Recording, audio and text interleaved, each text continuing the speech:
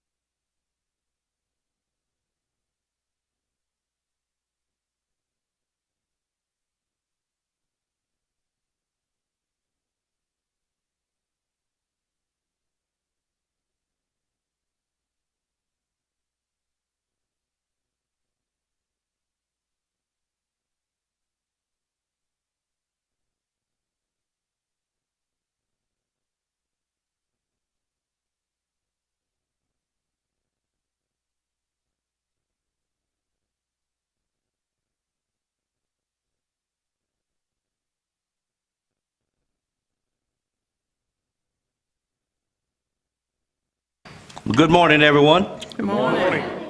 That was good enough the first time. I appreciate that this morning. Sure appreciate everyone being here to the Nash County Board of Commissioners meeting for December the 2nd. It is a big day for us and a big day for three of our commissioners particularly. But it is customary for us, Board of Commissioners, to begin each one of our meetings with a prayer. And during this prayer, you're welcome to stand and join the commissioner during the invocation in the prayer. You're welcome to use it for your own prayer, or you are welcome to use it for a moment of silence, whatever your heart leads you to do this morning. And after the prayer, we'll have a Commissioner Wayne Outlaw to do the Pledge of Allegiance to the flag. And I would ask everyone to stand and join us in that as well. So at this time, I'd like to call on Commissioner Arrington to lead us in the invocation. Commissioner Arrington. Good morning, everyone. Let us pray. Our Heavenly Father, we come today to thank you for the good Thanksgiving you have given our citizens for the past year. We pray that you will continue to bless our leadership, that we might do the best thing for our citizens here in Nash County. We pray that all our families are well. We pray for those who are sick and those who don't have housing. We pray that we will continue to work to make our society good and a county safe where we all can live and raise our family. We ask that you continue to bless us in the name of Jesus Christ. Amen. Amen. Amen. Would you join us in the pledge? I pledge allegiance to the flag of the United States of America and to the republic for which it stands, one nation, under God, indivisible, with liberty and justice for all.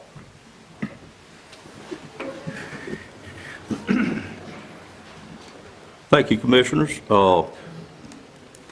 I do notice quite a few elected officials and special guests with us this morning, and I'm going to welcome those individually if I could. And that's a dangerous thing to do in a room full of people, knowing you're going to miss someone, but I will certainly call on anyone else to stand up at that time.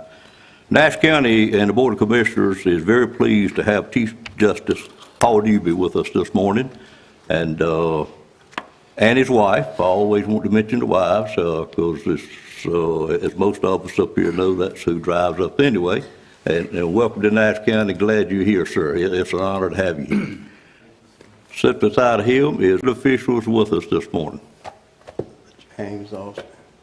James Austin, thank you, sir. I missed you coming in, the mayor of Castalia.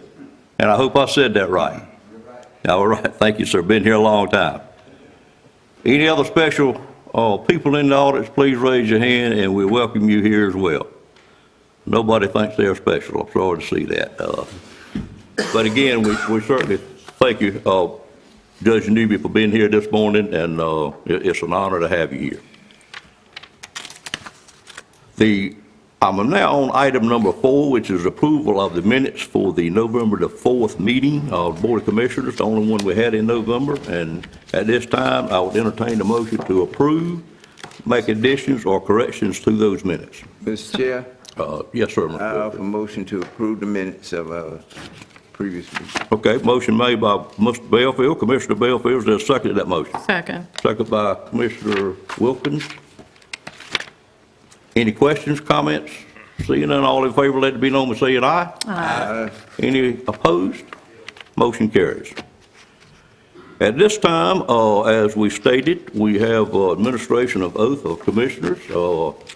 Commissioner Arrington, who was reelected, Commissioner Leggett, who was reelected, and our new commissioner, Freddie Howell. And at this time, I think I would just turn it over to Chief Judge Paul Newby to make some remarks, sir. And one more time, I'm going to thank you for being here. We're proud to see you, sir. Thank you so much. Great to be with you. Good morning. Good morning. Happy Thanksgiving and Merry Christmas. It just seems like they all are merging together here. It's such a delight for me to be with you. My wife, Megan, my much better half, who is from Wilson. So just down the road a little bit. So she's our claim to Eastern North Carolina. to see one of my colleagues, Judge Quentin Sumner back there. Judge Sumner, it's always good to see you. Thanks for your years and years of service. When you're ready to stop retiring, you let me know. Why are we gathered this morning? You know, we're here because of the importance of self-government. Let me say a thank you to the county commissioners. Y'all have a beautiful courthouse facility here. That would not happen but for the support of your county commissioners. It's an interesting partnership. The General Assembly funds the salaries of the judicial branch, but across our state, it's the counties that actually do the funding for the courthouses and things that occur there. So thank you for investing in justice.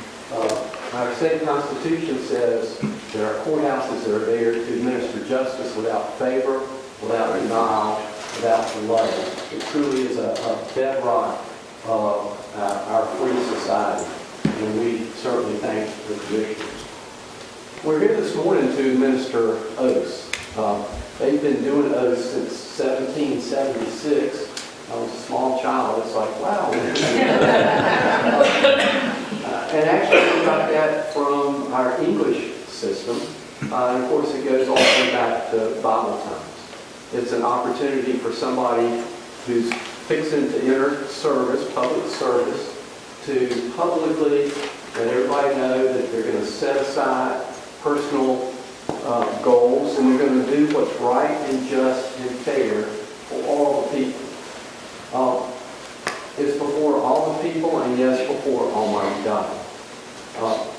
I love teaching. Our state constitution, which was redrafted in 1868 by freed African Americans and other folks, it starts off this way. It says, "We the people of the state of North Carolina are grateful to Almighty God, the sovereign ruler of nations, for the preservation of the American Union and the existence of our civil, political, and religious liberties, and acknowledging our dependence upon God for the continuation of those blessings to us and to our posterity." That's so important because Article 1, Section 1 has those familiar words from the Declaration of Independence. It says, "We hold these truths to be self-evident, that all are created equal and endowed by our Creator, endowed by God with certain inalienable rights. Life, liberty, pursuit of happiness." Well, we're from North Carolina. We can improve on even what the Declaration said. And we added to that, everybody's entitled to the fruits of their own labor, recognizing the dignity of all work, but also recognizing, I believe, that God gives each of us specific gifts and talents that we're to use for the betterment of everyone else. Life, liberty, pursuit of happiness, Martin Luther King famously said, was a promissory note on the Bank of America. Would have those liberties, those rights guaranteed. And that's in part what our county commissioners do. They try to balance so many competing interests as they try to ensure that all the citizens of their county have opportunities for life, liberty, pursuit of happiness, to pursue the fruits of their own labor. It's a challenging task. On my Supreme Court, we'll hear an argument in a case and maybe 3 months later issue an opinion. By then, a lot of folks have forgotten that we even heard the case. The county commissioners, they make a decision, and before they get in their car, their cell phones ringing with folks going, "I can't believe you just did that." It's always interesting to me when I'm out with my law clerks and somebody comes up and they tell me, "Oh, you did a great job writing an opinion," and they are kind of feeling good about themselves because they helped with that. I said, "Hey, just beware that for every one person who says that's really good, there's somebody else that says that was the dumbest thing I've ever seen." So we always we all have opinions about stuff, right? And yet these folks are willing to put aside personal self-interest to do what is, in their view, before God, what is the best for this county. So as we take these oaths, or as we administer these oaths, it's good for us to think back to these fundamental ideas. Our state constitution, frequent recurrence of fundamental principles is absolutely necessary to preserve the blessings of liberty. That's what we're doing this morning. It's, again, so great to be with you. I'm now going to call on Judge Wilson to come up and administer the oath to Commissioner Arrington. And Commissioner Arrington, if you would step down, sir.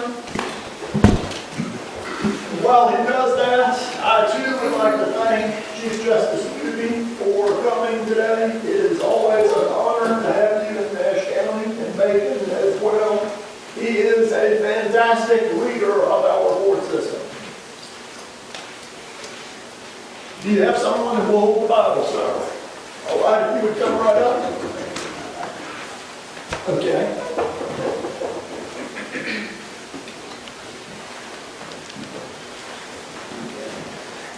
Left hand on the Bible, raise your right, sir. Do you, Marvin C. Arrington, solemnly swear that you will support the Constitution of the United States, so help you God? Yes, so help me God. Do you solemnly and sincerely swear that you will be faithful and bear true allegiance to the state of North Carolina and to the constitutional powers and authorities which are or may be established for the government thereof, and that you will endeavor to support, maintain, and defend the Constitution of said state, not inconsistent with the Constitution of the United States, to the best of your knowledge and ability, so help you God? So help me God. Do you swear that you will well and truly execute the duties of the office of Commissioner of Nash County according to the best of your skill and ability and according to law, so help you God? So help me God. Commissioner Arrington, congratulations. Thank you, sir.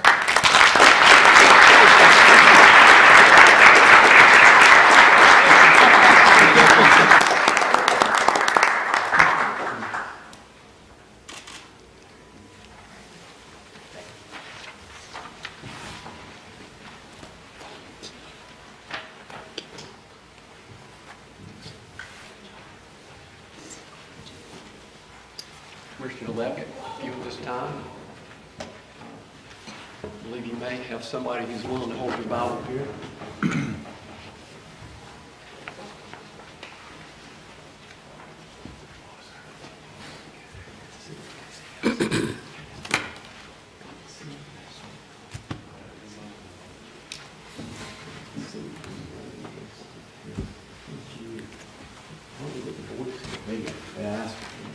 Boys, y'all want to come over here on this side?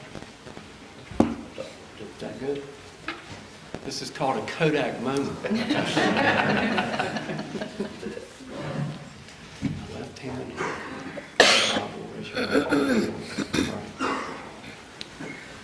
I will pause 3 times. When I do, you say, I do, or I do, so help me God. Okay. You, Sue Leggett, solemnly swear that you'll support the Constitution of the United States, so help you God. I do, so help me God.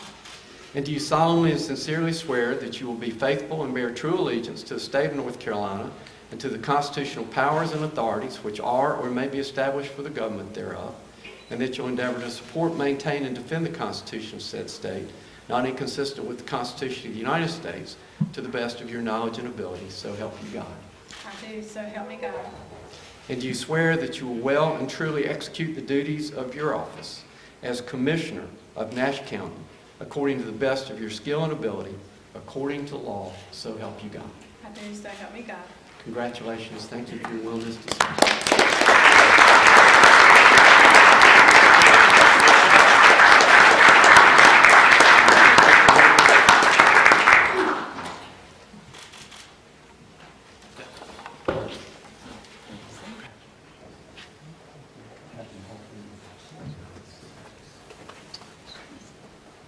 This time I'm going to call Commissioner-elect Freddie Howe.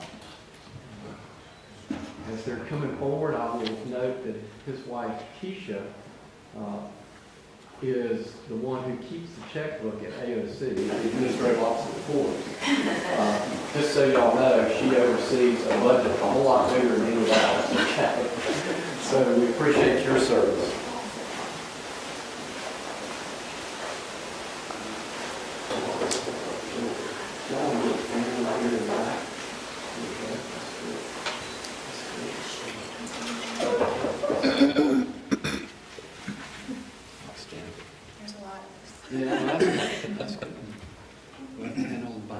your right hand. Three times, I'll say it to us, so help me God. And I do. So, I do so. Do you, Freddie Howell, solemnly swear that you'll support the Constitution of the United States, so help you God? So help me God. Do you solemnly and sincerely swear that you'll be faithful and bear a true allegiance to the state of North Carolina and to the constitutional powers and authorities which are or may be established for the government thereof, and that you'll endeavor to support, maintain, and defend the Constitution of said state, not inconsistent with the Constitution of the United States, to the best of your knowledge and ability, so help you God? So help me God. And do you swear that you will well and truly execute the duties of your office as Commissioner of Nash County according to the best of your skill and ability, according to law, so help you God? So help me God. Congratulations. Welcome. Thank you.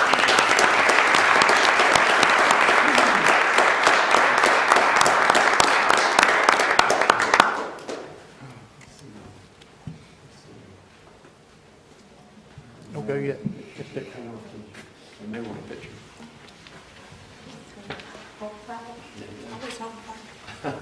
Can't go wrong. No, you can't.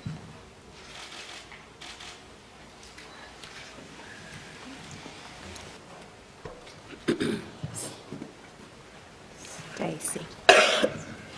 You should take his seat. Freddie. Commissioner Howell, please take your seat. Hopefully that changes.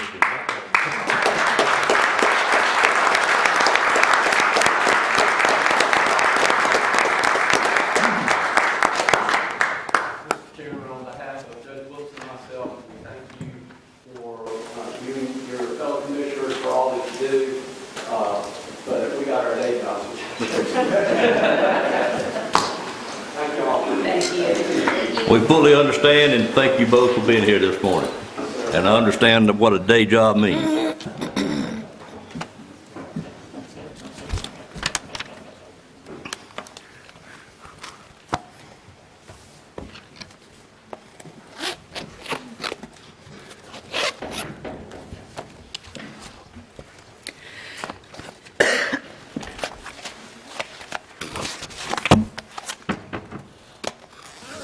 Ready? Yes, sir. You ready? Sure. Okay. I don't know if you want to get your iPad up or not.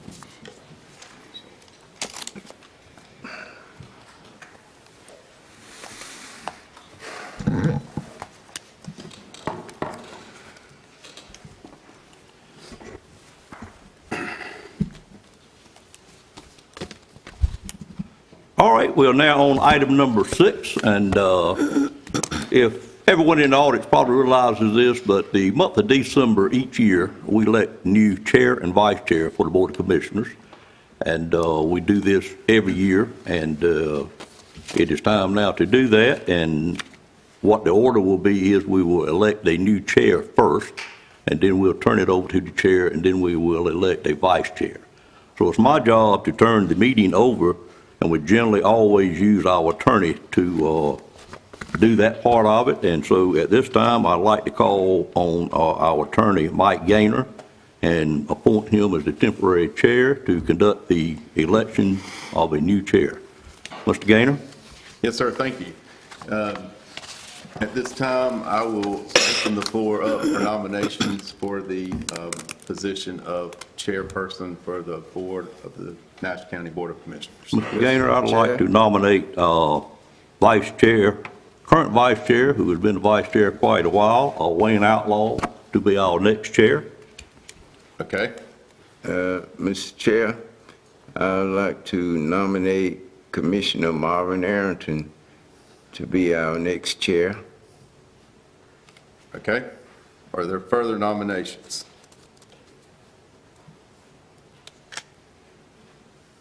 Seeing there are no further nominations, at this time, the nominations are closed, and I will accept votes. The way I'll do this is I'll just go in alphabetical order, and if you would raise your hand as I call the name of the two nominees for the position of chair. So beginning with Marvin Arrington, if you would raise your hand if you would like to vote for Marvin Arrington. Oh, I'm sorry, I thought you. Could you give us an opportunity to speak? Yes, sir, Mr. Arrington, you may speak if you would like to. Okay. Thank you, sir. Good morning, everyone. Good morning. Let me first thank the Honorable Fred Belfield for the nomination. I also want to acknowledge and thank the voters in my district for their support and allowing me to serve as their county commissioner.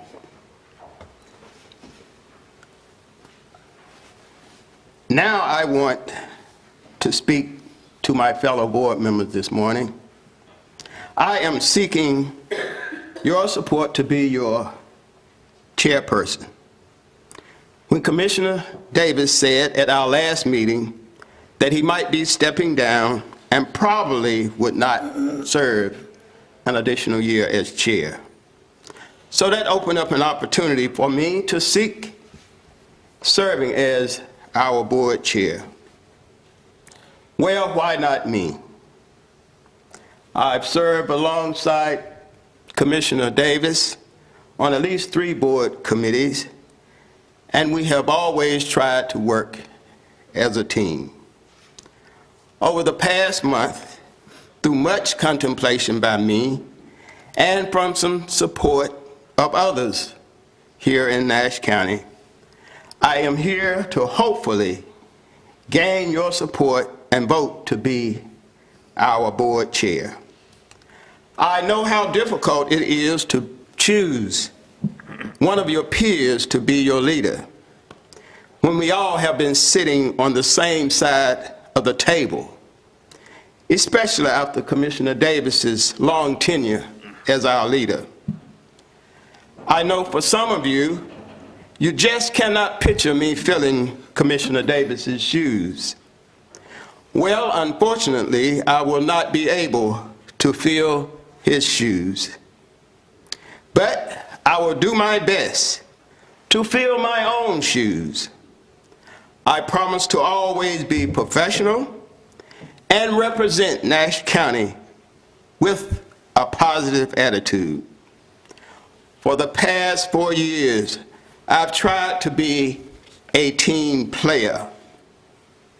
I've never tried to upstage Commissioner Davis's position as chair. We have not always agreed. When I first came on board, I realized I did not choose my teammates and that I was not the leader. So I have tried to stay in my lane, showing that you can be a team player is also showing leadership. Now, I first want you to understand what my leadership style will look like. Since I am still working in our workforce here in Nash County at Cummins Rocky Mount Engine Plant, I am very familiar with some of today's business practices and leadership methods. Just like industry, as county commissioners, our goal is to deliver a product or service that our customers are satisfied with. To satisfy our citizens, ours help and talent, working together as one team, seeking one goal, servicing our citizens. My goal as chair is to make all board members be your best. When each of you is at your best, we as a team will be our best. I want our board to be respected by our citizens, and I want to give our county manager the guidance and support she needs to deliver our best services to our citizens. Some might say, well, Commissioner Arrington, have you ever led before? Maybe yes.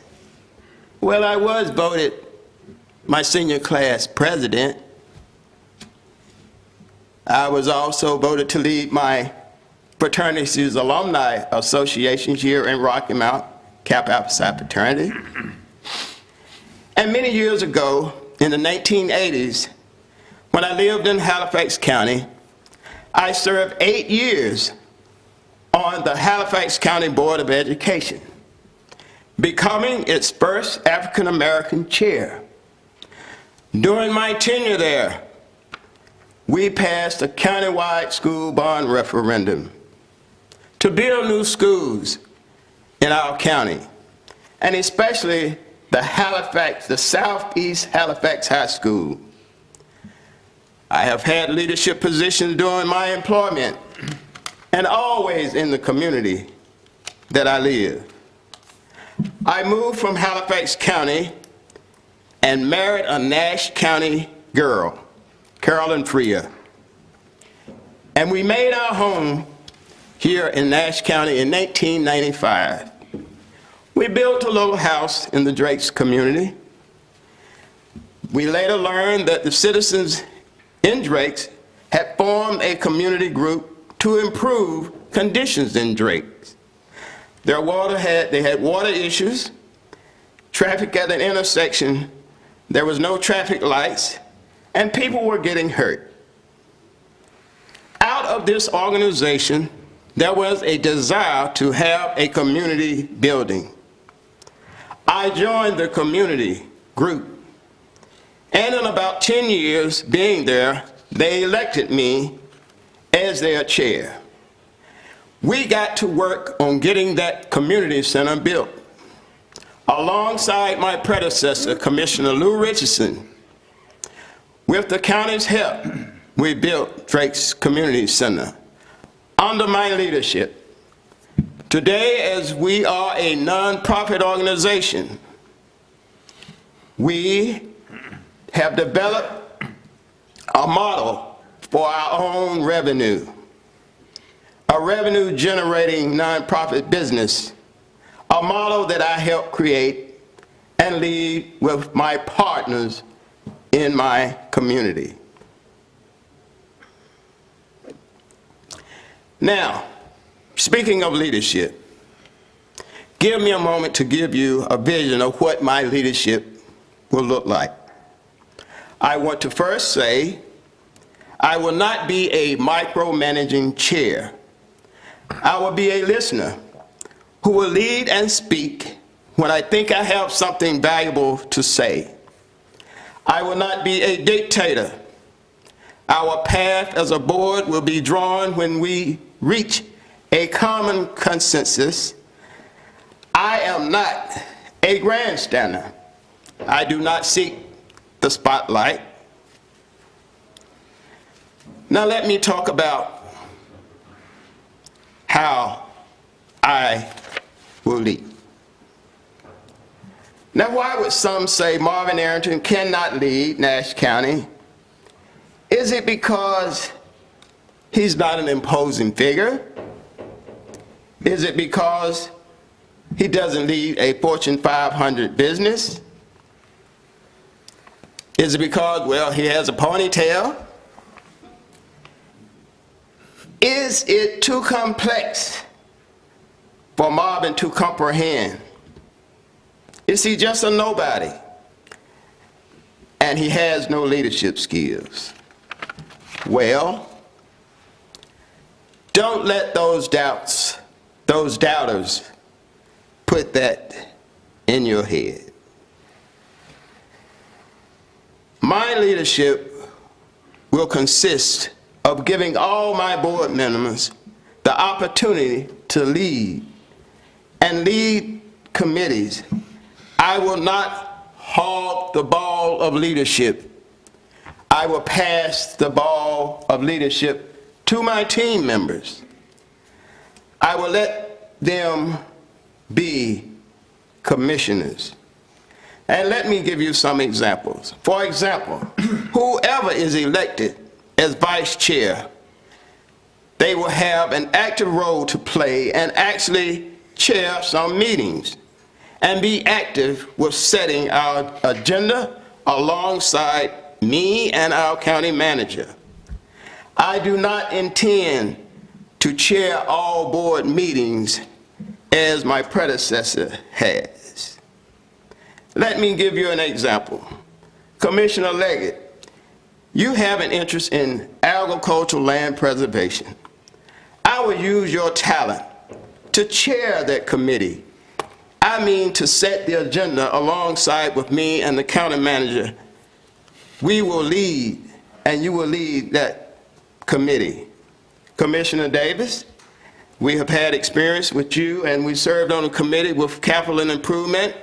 I know you have an interest in capital improvement, and I would want you to serve as chair of that committee. Commissioner Outlaw, I know you have an interest in recreational and park development. I would want you to chair that committee. Commissioner Belfield, I know you have an interest in affordable housing. I would want you to chair that committee. Commissioner Howell has an interest in emergency services and fire rescue. I would want him to chair that committee. Commissioner Wilkins has an interest in economic development. I would ask her to chair that committee. Just remember, those are not committee assignments. We might have other thoughts, and I will be open. As we go through our committee assignments, we will work on solutions and future plans so our entire board can review and act on our committee recommendations. When we work as a team, utilizing each other's talent and experiences, we will come up with services that best meet our citizens' needs at a reasonable cost that is within our tax base. When you elect me as your chair, do not be afraid that all hell is going to break loose and our county will fail. Do not believe that I will let that happen. I am a driven person. I am driven by goals, and that is what I intend for this board to do, is be driven. I thank you, and I would welcome your vote and support. Thank you, Commissioner Arrington. Commissioner Outlaw, would you like to make any comments? No. Thank you. Okay, at this time, I will again go in alphabetical order. If you would like to vote for Commissioner Arrington for chair, please raise your hand. Okay, that's 3 votes. If you would like to vote for Commissioner Outlaw for chair, please raise your hand. That's 4 votes. Commissioner Outlaw, congratulations. Thank you. I will turn it back over to you now.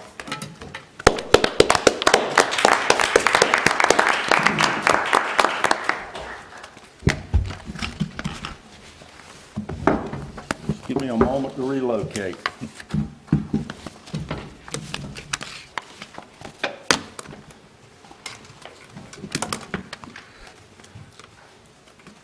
Would you leave me down there a pad? I'm gonna go get my water. I left it there. What I wish to do is hand you this, sir.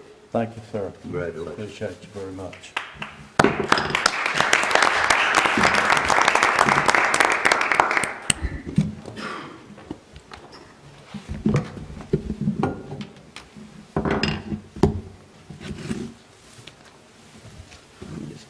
How many speakers do we have? One? Probably Tommy. One.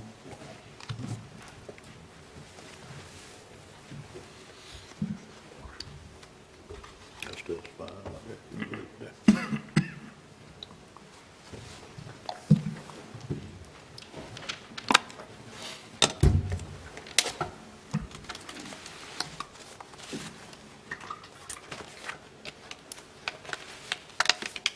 First, I want to congratulate Mr. Howell, Commissioner Howell, on his election.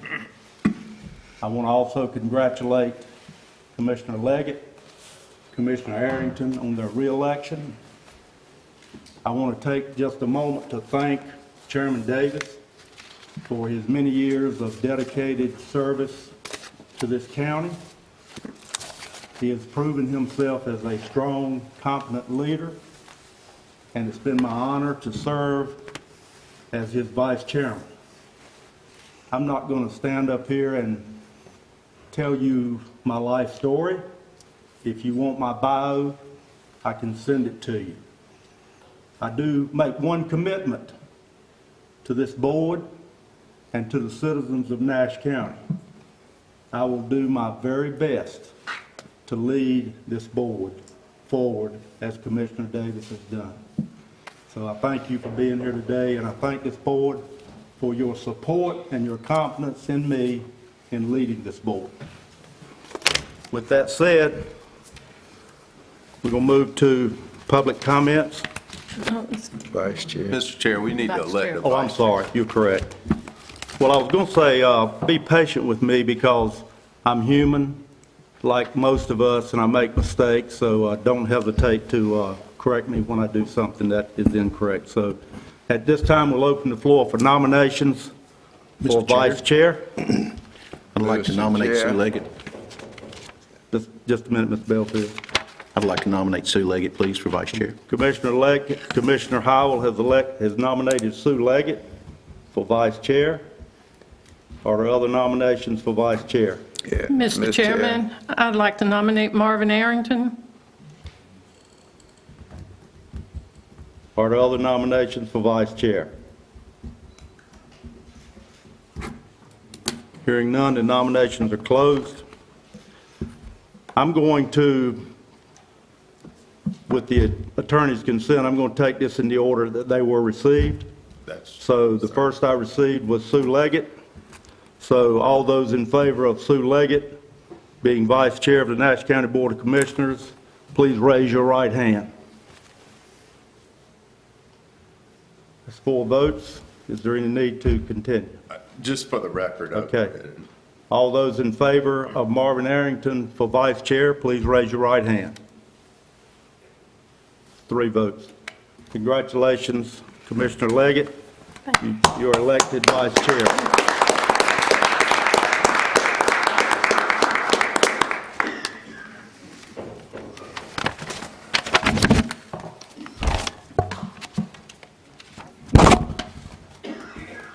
All right, we've got, I believe we've got 1 speaker this morning. Just briefly give you a few guidelines for public comments.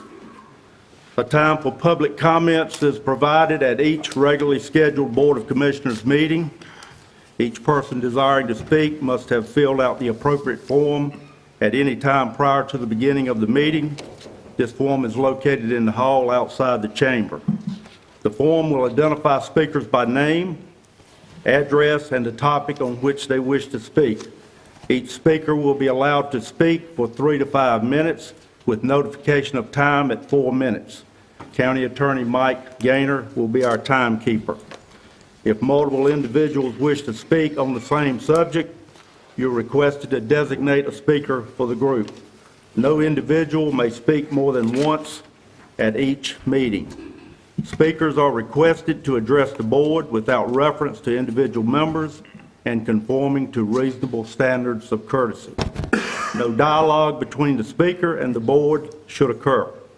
The chair may request the county manager or designee to follow up on any matters presented or for information requested. Speakers must make presentations from the audience podium and shall not otherwise approach the commissioners or staff without consent by the chair.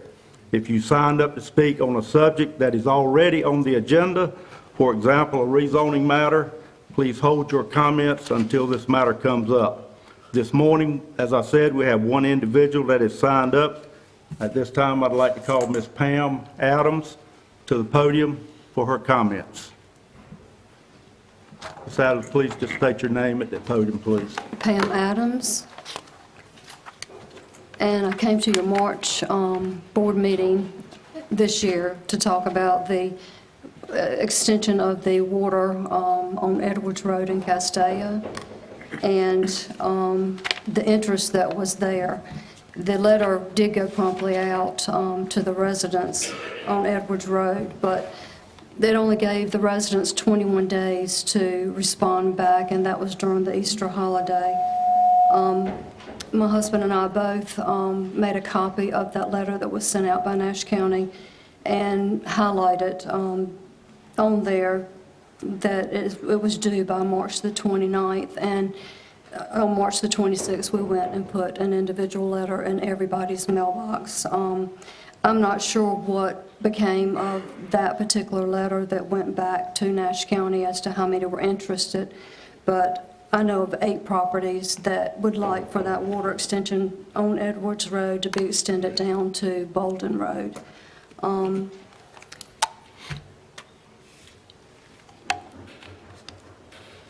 I was just, didn't want 2024 to end, and having been here in March, not knowing what would go on with the survey that was taken. Our well on Edwards Road is bad, and it was going to cost about $17,000 to get another one and to maintain it. So it cost a lot of money just to bring in water for coffee and things like that. So I was just hoping that since the line was less than a mile down the road, that maybe it was still in the budget, that it could be extended down to Bolden Road in Castaic. Thank you. Thank you, Ms. Adams. Could the manager or the deputy manager follow up with Ms. Adams? Thank you very much. All right, now we're going to move to agenda item number 10, which is a public hearing on a general rezoning request. I call on the planning director, Adam Tyson, to present the request. Good morning. Good morning.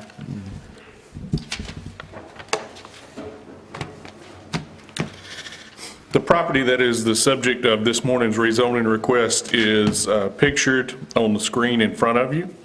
The property is a 24.77 acre undeveloped tract of land currently owned by Edison Hardy Mizell and Genia Bass Mizell. As you can see in the map, it's located on the north side of Red Oak Brattleboro Road. It is adjacent to Interstate I-95, shown here on the map. It is also located just north of the town of Dorches in the county's planning and zoning jurisdiction. This particular piece of property is also immediately adjacent to the Dean's Quail Roost subdivision, shown here in the bottom southeast corner of the subject property. That subdivision was developed back in 1970. It includes 21 existing residential lots, as well as Quail Roost Road, shown here, which is a state-maintained secondary road. This parcel was subdivided using the survey that's on the screen to separate it from a narrow, approximately 5-acre lot to the west, which runs immediately adjacent to the right-of-way of Interstate 95. That kind of sliver of a remainder of a property includes an existing home on the south end, and it also includes 6 existing billboard locations. And those billboards, of course, are visible from I-95. And the purpose of this subdivision was to separate the billboards from the property that was sold to Mr. Mizell recently. Although this property does have a little bit of road frontage along Red Oak Brattleboro Road, there is a non-access easement established there at the request of NCDOT, which means that the subject property here would have to be accessed from the end of Quail Roost Road only. Nash County Public Water is not currently available to this property, but it could potentially be extended to the property as part of an upcoming expansion project to begin construction in early 2025. The subject property is currently zoned RC Rural Commercial, as you can see from the orangish color that denotes that property on the zoning map. It is surrounded by the green R30 residential zoning. That means that because that property is currently zoned rural commercial, there's a variety of moderate intensity commercial land uses that are currently permitted by right there. They include retail, shopping, office, and service businesses. Some examples that we typically see in the county's jurisdiction would be things like motor vehicle sales, a convenience store, a restaurant. All of those could be developed as a land use permitted by right under the current rural commercial zoning district. The property owner has brought the request this morning because he wishes to develop the subject property for a new home and potentially for further residential lots in the future. Since this commercial zoning district does not permit residential development, the property owner has submitted this request asking to rezone the property to RA30, single-family residential. Now, this would be considered a downzoning under the state definition because it would reduce both the number and the intensity of the land uses permitted for development on the property. There are many more land uses permitted under the current commercial zoning that are considered more intensive than the residential land uses that would be allowed following an approval of this rezoning to a residential zoning district. Anytime we examine a zoning amendment, we're required by state law to assess its consistency with the recommendations of our comprehensive land use plan. As you can see from this excerpt from our future land use map from the plan, the subject property is designated by this green color, meaning that it is identified as a residential agricultural area. The plan recommends a minimum allowable residential lot size of 30,000 square feet for this area, which is consistent with the dimensional requirements of the proposed RA30 zoning district. The plan also recommends that residential rezonings in this area should be limited to RA districts only in order to limit the proliferation of manufactured homes, unless both public water and sewer service is available.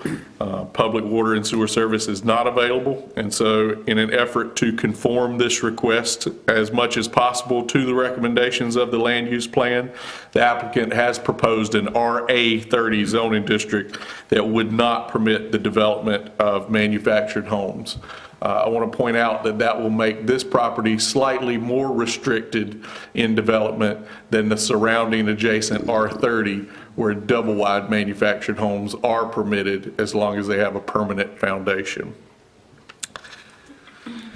We also consider the reasonableness and spot zoning concerns of any rezoning map amendment.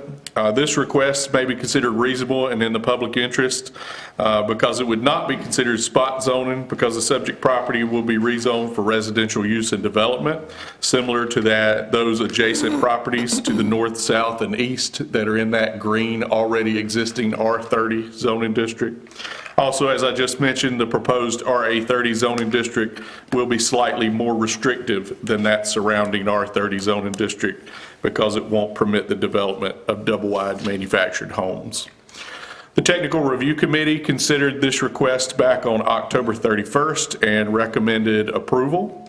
The Planning Board considered this request on November 18th. Mr. Mizell, the property owner and applicant, addressed the board at that time in support of the request. Ms. Ordine Robinson of 5413 Quail Roost Road addressed the board with concerns including the potential for increased traffic and property taxes and the width of the existing public road that provides access to the property. Having heard from the public, the planning board voted unanimously to recommend approval of the request and the downzoning of the property. Included in your staff report are motions to either approve or deny the zoning map amendment. Each motion is accompanied by a statement of plan consistency and reasonableness, and we would ask that that be adopted or amended as needed to reflect the wishes of the board. I would also note that typically what the board deals with is a conditional rezoning. This is a general rezoning, so there is not the opportunity to attach conditions. If approved, the subject property will be developable for any of the land uses that are typically allowed in an RA30 single-family residential zoning district. With that, I will pause and take any questions that the board has on the staff report prior to opening the public hearing on this matter. Are there any questions of staff? Mr. Chairman. Go ahead, Fred. I just had two quick questions around this. How far, because I'm not familiar with the area, is this subdivision or rezoning from the city limits? Of Dorches, which is I'm not sure of the distance. Less than half a mile. About a half a mile? Correct. Half a mile. And has there been any attempt from the town to annex this property? Not to my knowledge. Okay. And then how many homes will be proposed to be built on this, under the current guidelines? Well, the development of homes, if this is approved, each lot would have to have 30,000 square feet, and each lot would have to be found suitable for a new on-site septic system because there's no sewer available. The applicant has not proposed a specific design, nor is he required to for a general rezoning. He has spoken in the planning board about the potential for larger lots, perhaps larger than an acre. He may be able to expand on that today, but him or a future owner could potentially develop it for 30,000 square foot lots, provided that they extended Quail Roost Road and provided that each lot would be acceptable for an on-site septic system. Thank you, sir. Chairman, I believe Ms. Leggett had a question. Okay, yes, sir. Thank you, Mr. Chairman. My question was pretty similar, just clarifying that this is a general rezoning request only with no subdivision plan proposed. And then my second question was, is Quail Roost Road a publicly maintained right-of-way? It is. It has been adopted, at least to its current extent, by the state for maintenance by the NCDOT. Thank you. Commissioner Davis? Adam, like you said, we normally see RA conditional use 30, and we have a general here. Is anything come to your mind which has been eliminated because of conditional use that would still be available here? I know you say many times modular homes, but does this also wouldn't allow modular homes in the RA-30? I'm just not that familiar with that. Modular homes are permitted everywhere that regular stick-built homes are allowed. I used the They're wrong not word. considered manufactured homes. Correct. So they will continue to be allowed on My the property. question is about manufactured homes, I'm sorry. Okay. So manufactured homes, single wides or double wides, are currently allowed in the surrounding R30 zoning district. Well, excuse me, only a double wide is allowed, and only if that double wide has a permanent foundation.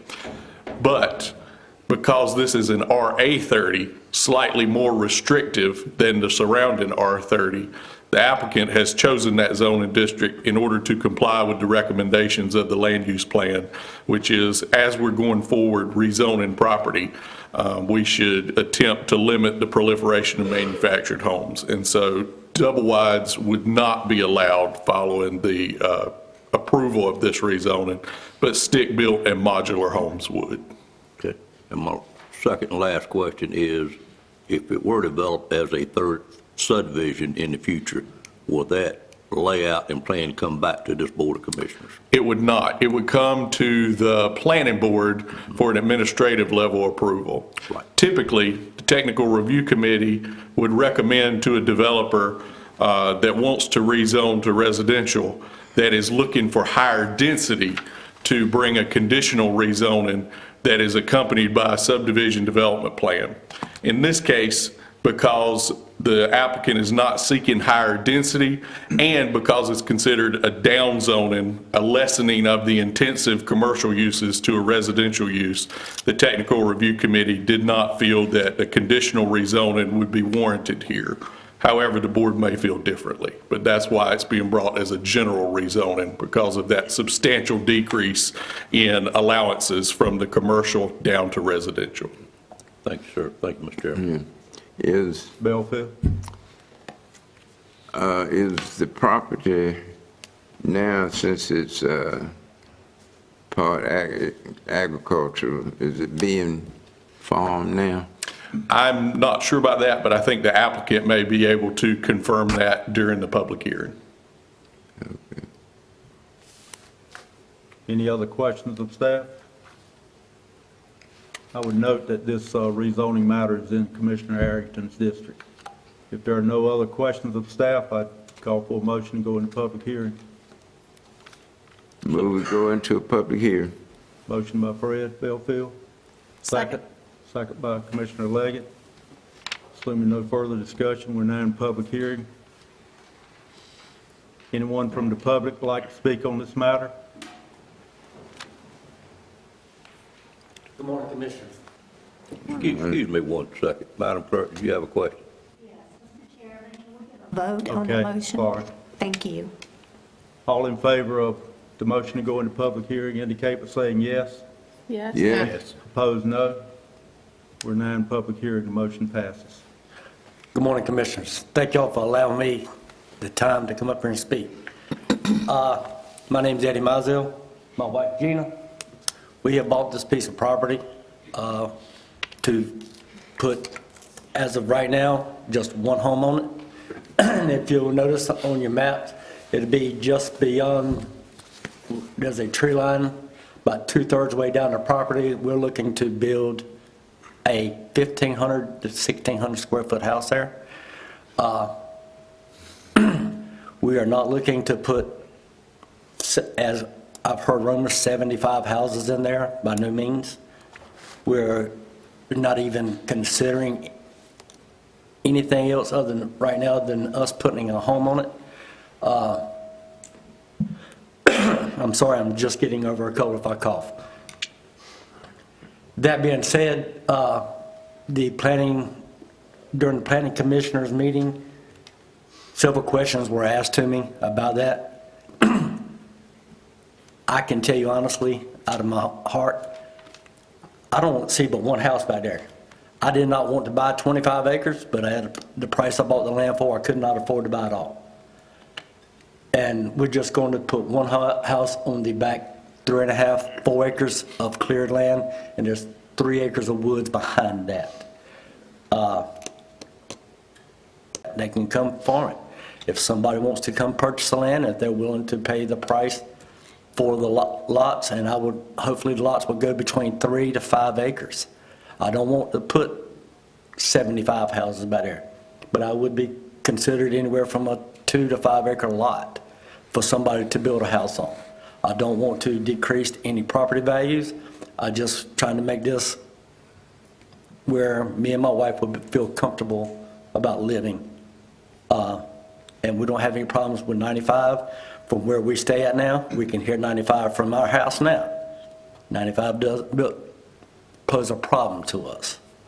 And if y'all have any questions for me, please feel free to ask me, and I will tell you honestly. Any questions of the applicant? Yes. Mr. Chairman. I asked the question earlier, is residential, agricultural, is any of it, that property?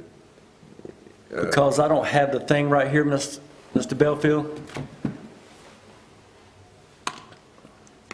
Okay.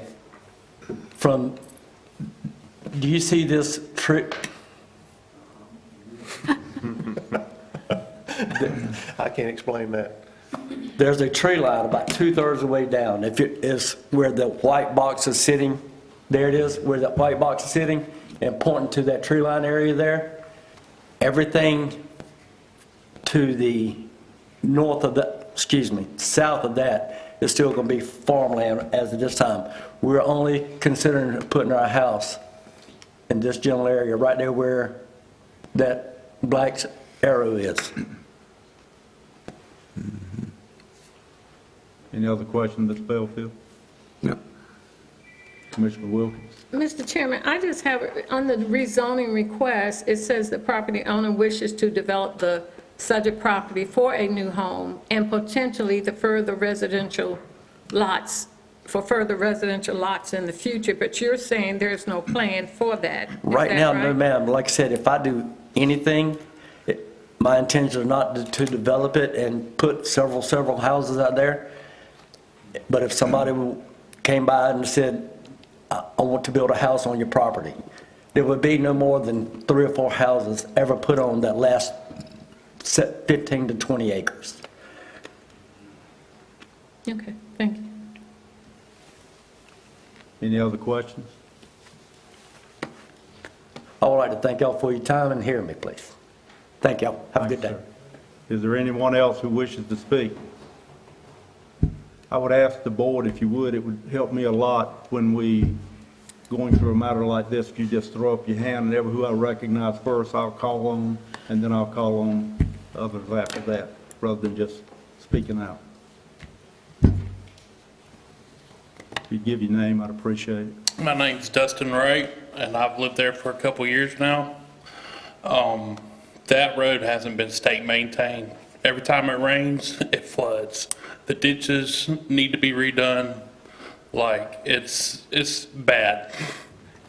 Even the school down the road, it floods every time. So, like, to say that that road has been state maintained. Now, just recently on the main road of Red Oak Brattleboro Road, they were putting in culverts for the main road, but they didn't do anything for our neighborhood. And I'm speaking on behalf of my stepdad, who's here, because he owns the property at 5398 Quail Roost Road.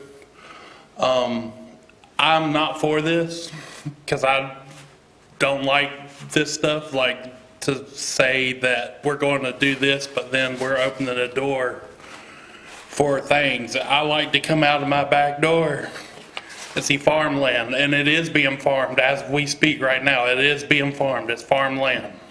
They do all kinds of farming on that. And I made it a point to miss part of my job to come here and speak, because I'm not usually given a voice. But to connect to our road like that, that would increase the traffic flow in there, and it's a little country road. We don't want no more traffic. We don't want stuff to connect to it, build upon it. My only thing is, if they build something like that, to not connect to our road, but put a fence around their property, so we ain't got to look at that stuff. But my main thing is I ain't for it. That's all I have to say about that. Thank you very much. Anyone else wishing to speak? Anyone else? Hearing none, I'd call for a motion to close the public hearing. So moved. Moved by Commissioner Wilkins, is there a second? Second. Second by Commissioner Leggett. Any further discussion before we close the public hearing? All those in favor indicate by saying yes. Yes. Opposed, no. Public hearing is closed. Discussion from the board, questions for the staff? Mr. Chairman. Mr. Davis? Adam, is it any way we could put any additional restrictions on this general use rezoning here tonight, today, or is that we cannot do that? We cannot. If the board is not comfortable with the general rezoning, it could turn it down, leave the property zone commercial, and Mr. Mizell could come back with a conditional rezoning that would afford the board the opportunity to add conditions.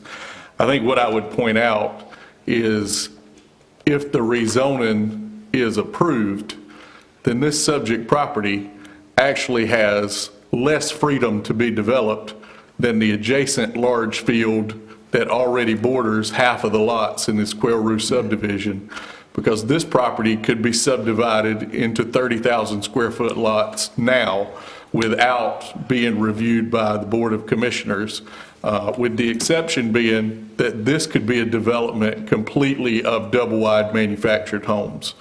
The request is to give this property equal development rights as this adjacent residential property with directly to subdividing, and that would be reviewed by staff and by the planning board as part of an administrative review process. And also to clarify one other point, the road has been assigned a state road number, meaning that it is the responsibility of the NCDOT to maintain it. But of course, I can't comment on what maintenance activities may or may not have happened recently to that road. So I just wanted to clarify that. One last question, can he obtain a permit to build a house on a commercial property? No. About a year or so, or maybe 2 years ago, typically a single-family stick-built home was permitted in a commercial zoning district, but at the request of the Board of Commissioners, we adopted a text amendment to remove a single-family dwelling as a permitted land use from a commercial zoning district. So he cannot obtain the building permit until the property is rezoned to residential. I don't have an issue with this rezoning at hand. I just wanted to make sure we understood everything, and I thought we had eliminated single family. It is a considerable down zone from what it currently is. Correct. As you have pointed out. Thank you, Mr. Chairman. Any other questions of staff? I just have one since I'm new, and I apologize for delaying this. Commissioner Howell? If it's commercial, there's no single-family dwelling homes, but can you put multifamily home unit in there? In other words, apartment complex or condos? Good question. I'd have to consult the ordinance. I think we did a pretty good job of eliminating any residential land use. When we eliminated single-family dwelling, we also eliminated a handful of other residential land uses that were permitted in rural commercial. So I'm fairly certain that the answer to your question is no, it cannot be developed for multifamily. I do want to amend a statement I made a few minutes ago. Because the state exempts subdivisions that result in lots greater than 10 acres, the property owner could potentially put 2 homes on this property without coming to the planning board for approval.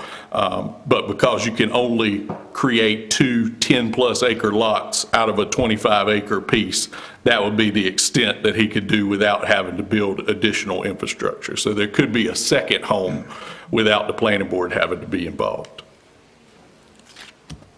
One more follow-up with that, and just for clarification for me, and I'll try not to do this again in the future, and appreciate everybody's patience.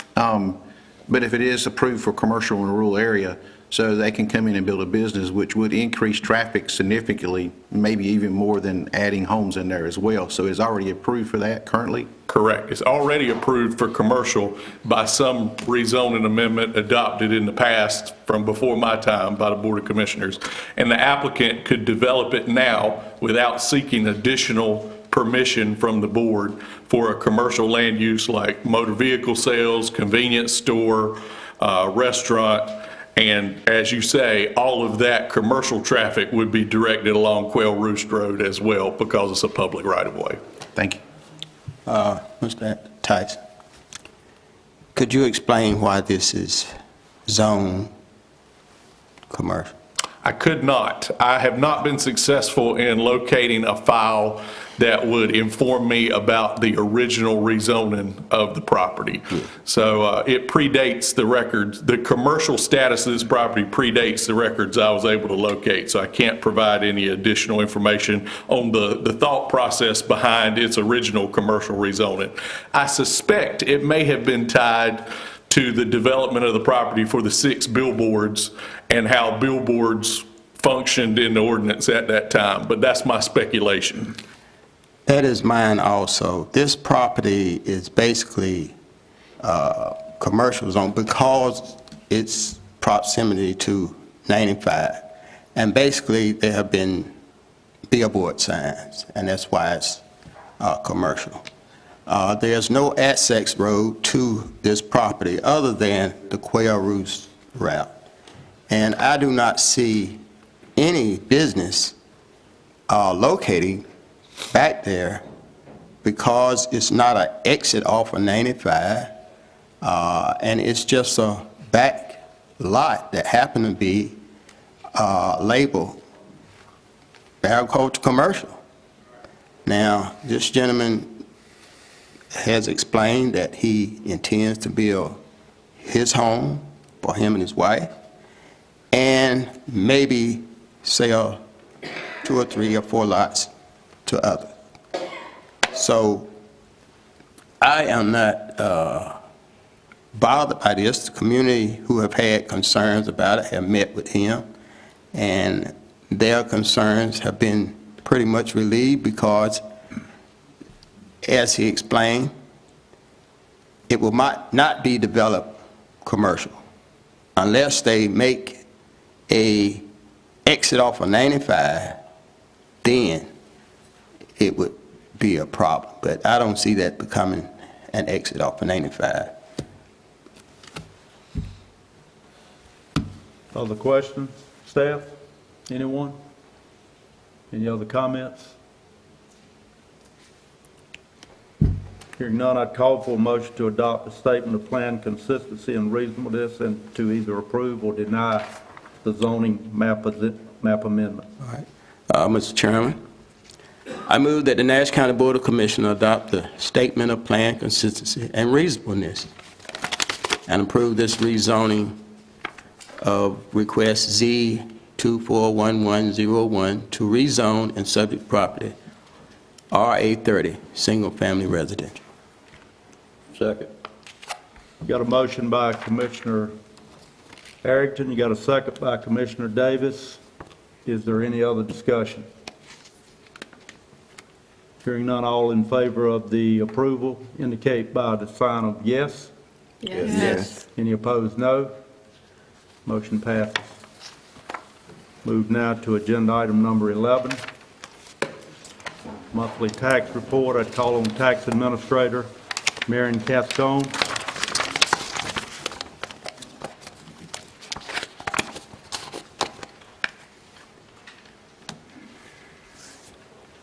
And Ms. Cascone, when you complete this, just stay for the next item, which would be the tax refund request. Yes, sir. Good morning. Good morning. Everybody. In keeping with North Carolina General Statute 105-357, the tax collector will be providing a monthly report showing the amount of taxes collected and the efforts being made to collect those taxes. This report is designed to keep the board current on the activities, and it is recommended that you accept the report so that it will be noted in the minutes. This is an informational item only, and it is requested that we accept the report and place it in the minutes. Without objection, we will do that. Thank you, Ms. Cascone. Wonderful. Go to item number 12, tax refund request. Yes, sir. In compliance with North Carolina General Statutes, Article 27, 105-381, the tax collector will submit to the governing board for their approval any tax refunds after legitimacy of the refund has been established. However, there are no refunds to consider. Again, this is an informational item only today. There are no refunds for consideration. Thank you, Ms. Cascone. Thank you, and I wish you all a happy holiday. Go to agenda item number 13, a fireworks permit. Call on Deputy Fire Marshal Chris Jenkins. Good morning. Good morning. Good morning. This is for a fireworks permit request.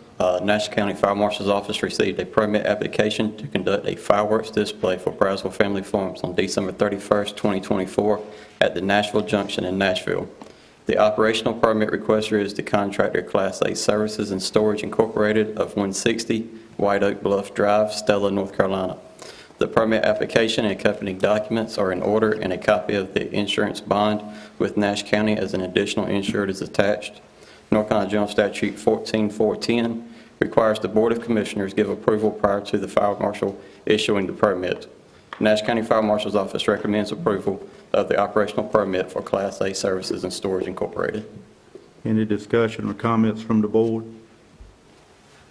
Hearing none, I'd call for a motion to approve the permit. Mr. Chairman, I make the motion that we approve the fireworks permit request. Commissioner Leggett made the motion. Is there a second? Second. Second by Commissioner Howell. Any discussion? Hearing none, all in favor indicate by saying yes. Yes. Opposed, no. Motion carries.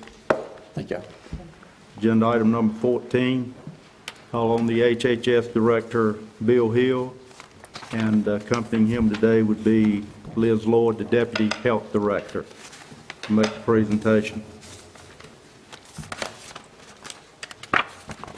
Welcome, Mr. Hill, Ms. Lloyd. Good morning. Good morning. Take care of our health director. That's a pretty good sanitation deal here. Good morning. I come before you this morning with an issue we've discussed before, with consideration for consolidation of our Rocky Mount, Nashville offices on the hospital campus.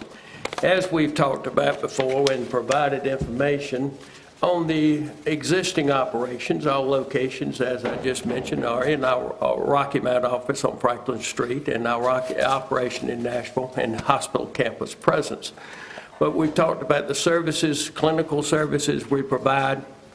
We certainly talked about distance factors involved. But today the purpose is to address, I think per request from the commissioners, that we address the accessibility. What if we consolidate and that is the consideration on the table now, the fact that we got a building that's actually owned by Nash County on the hospital campus. It's of adequate size. A lot of work's been done with the architectural planning for it, but to address the accessibility issue. Liz has worked with a facilities project since she was in graduate school, and she's going to follow through today with looking at what we recommend to address the accessibility issue with the medical mobile unit. Without any further ado, I'll turn it over to her. She's got a presentation to give on the medical mobile unit. Good morning. Thank you for having us. All right, let's dive right in. During this presentation, we'll go ahead and take a quick look at the benefits that have been identified in studies of mobile medical units, a proposed unit itself, the team that we think would need to staff the unit, and then a plan for piloting the program, taking a mobile program out into the community, and then an opportunity for any questions. So the most obvious benefit of a mobile medical unit is improved accessibility. We know transportation issues are a barrier to accessing health care. A mobile unit would allow the health department to provide care anywhere in the county, making it easier for people in rural and underserved areas to get the care they need. A mobile unit would be highly adaptable to the changing needs of Nash County citizens. As populations and their medical needs shift within the county, the unit's schedule and locations or sites could also change. In addition, mobile units can be repurposed in emergencies. For example, in Flint, Michigan, mobile units were repurposed to screen for lead poisoning and developmental issues after discovering the contaminated drinking water supply. They can also go into rural and underserved areas and provide large vaccine clinics seasonally or during emergencies like a pandemic. The feeling that providers in the system don't care about the patient is an often cited barrier to health care, especially in populations served by safety net organizations like ours. Mobile units, with their patient-centered approach that starts with us, the healthcare providers, going to them, the patients, have successfully regained people's trust in healthcare and helped connect them with other services and resources as well. Setting up in familiar safe spaces such as church and store parking lots, mobile home parks, and recreational parks make the clinic feel more welcoming and less intimidating. Mobile units have had success focusing on providing services to vulnerable populations, such as people who are homeless, displaced populations, including people staying in shelters, migrant workers, the underinsured, and children. They've also successfully attracted another population known to be less likely to seek care, the male patient. About 50% of mobile medical patients are men. By taking health care to the people, these patients get the care they need before ending up in the emergency department or with a late diagnosis like cancer that has already spread. This leads to better health outcomes and health system cost savings. Lastly, providing care in a mobile setting would allow us to gauge where there's demand for services and the sustainability of delivering services in various locations. This would be helpful if, at some point in the future, the county would want to consider building a brick-and-mortar satellite office. Here you can see an example of the unit. The unit we've looked at comes from Mission Medical Mobile. They're an organization located in Greensboro, North Carolina. They've provided units to 42 states and are working on a unit right now that's going to Africa. They are on North Carolina state contract. We've looked at the dual exam unit, and we have a video here that you'll get to see, you'll get to walk through to kind of see what it looks like. Notably, no CDL license is required. And I won't read all of the details for you. They also provide a lot of wraparound services to ensure the success of the program. So they come service the vehicles, they'll come change the oil right here in Nash County, they'll maintain the generator, provide training. They have staff go there, learn how to drive the thing. That can be a barrier for folks. It can be intimidating to drive a large camper like that, but they make sure that staff feel safe driving on highways and backcountry roads and in the city. And they also have a staff member who has launched mobile medical units in a local health department setting and can work with us to ensure success getting that launched. And I also wanted to lastly touch on with the initial cost at the bottom. There's a range there based on the lower end range is on a used unit that's repurposed, all the way up to a brand-new unit right off the Winnebago factory line, and then an estimated operational cost that includes staffing.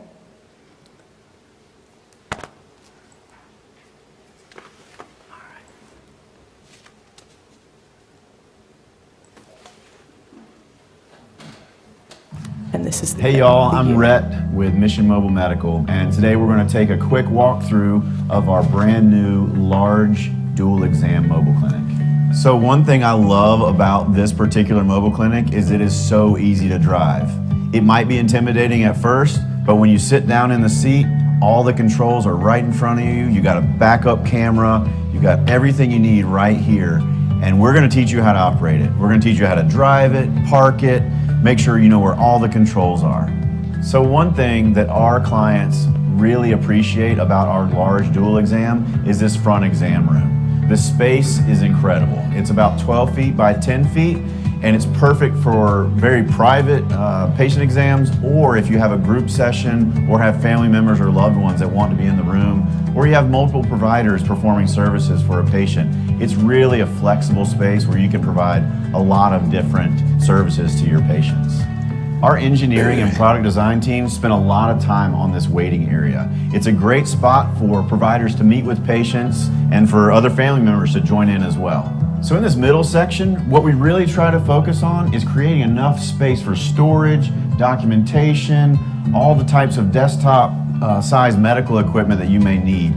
So this section here is about 7 feet wide, and it has plenty of outlets for plugging in laptops, centrifuges, printers, whatever needs to go up here for your particular service. You'll also see cabinets above and below for plenty of storage. It's also very easy to clean. We have solid surface countertops to make sure that after every day, your team can easily clean those countertops to keep them safe for your patient population. So we've included a restroom. Some of you may choose not to have a restroom, just depends on what services you're trying to provide.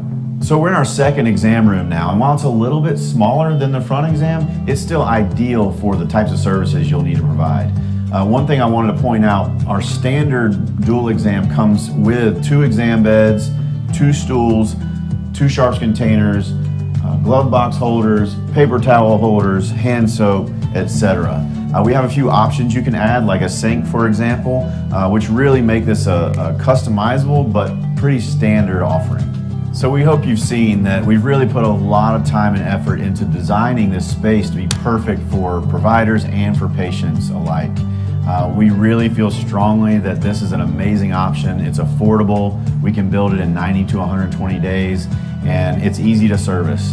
And those are the 3 things that we think community healthcare deserves, and we're happy to support you guys in whatever way we can. So thanks a lot, and I hope you have a great day.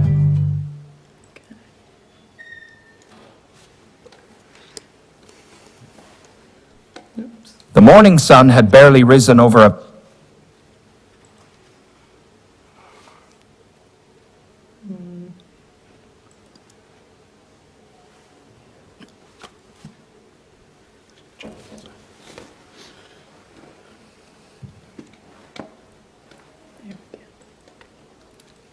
Okay.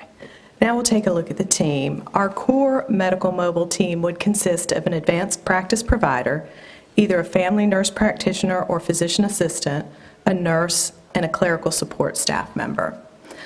Mission, as I mentioned earlier, Mission Mobile supports building and launching a successful medical mobile program, including logistics, legal compliance, vehicle service, and job. We would need a tight-knit, experienced, confident team, cross-trained in operating the vehicle and other duties. Depending upon community needs, we could also rotate in different providers, such as our fantastic midwife, WIC team, case managers, or members of the health education team.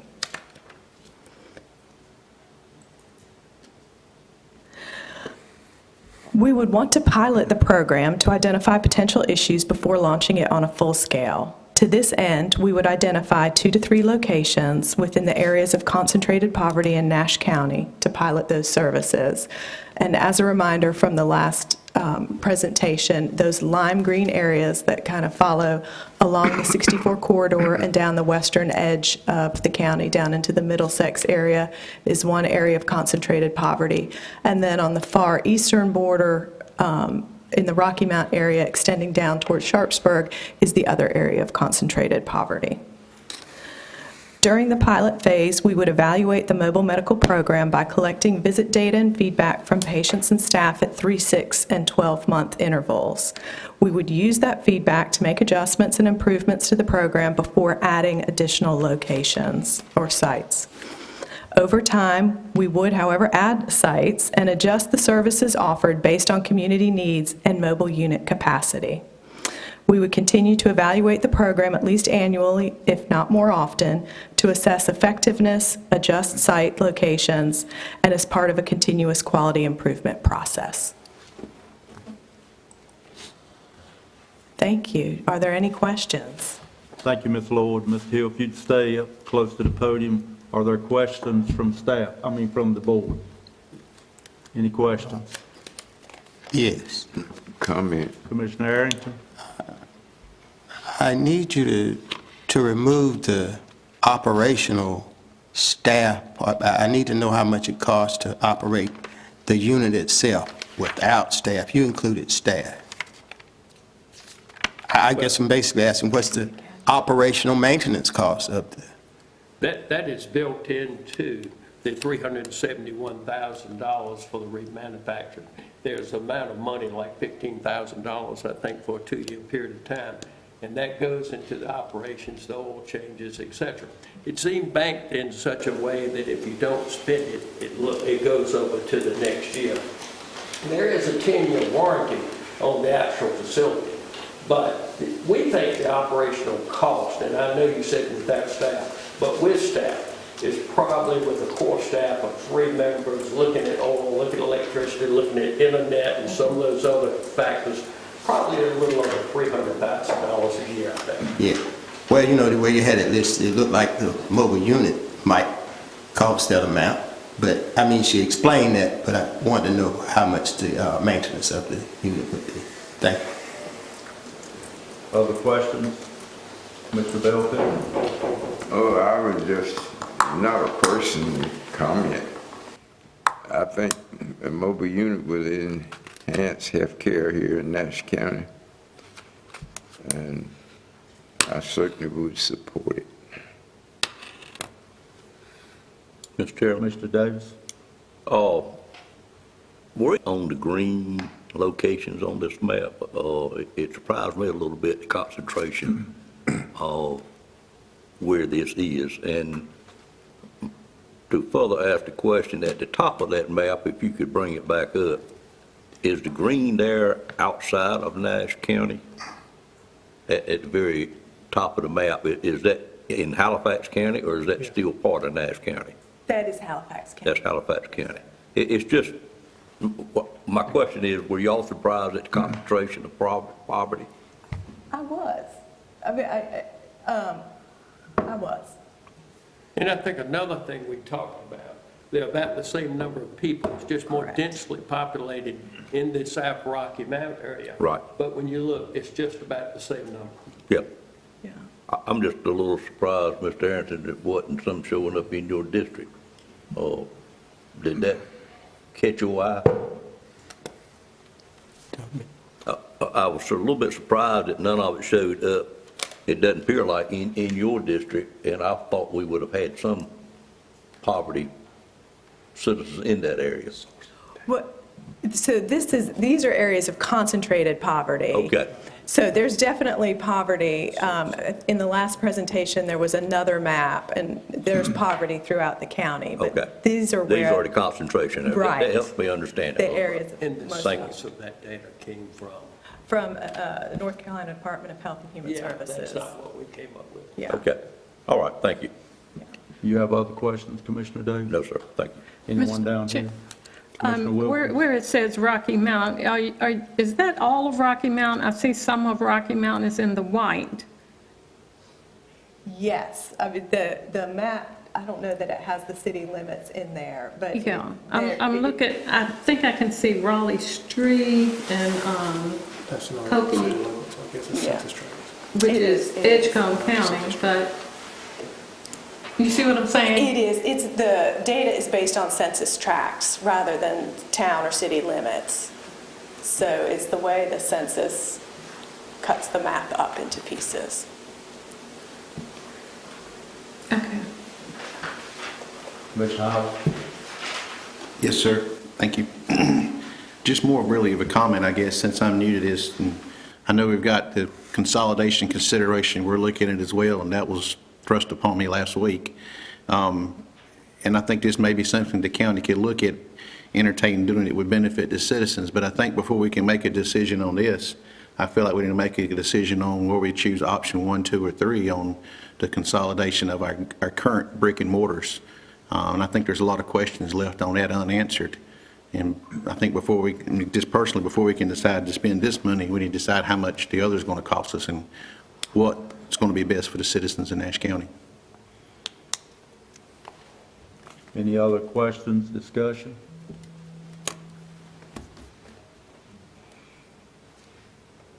Any questions or discussion? Yeah, we're going to hand.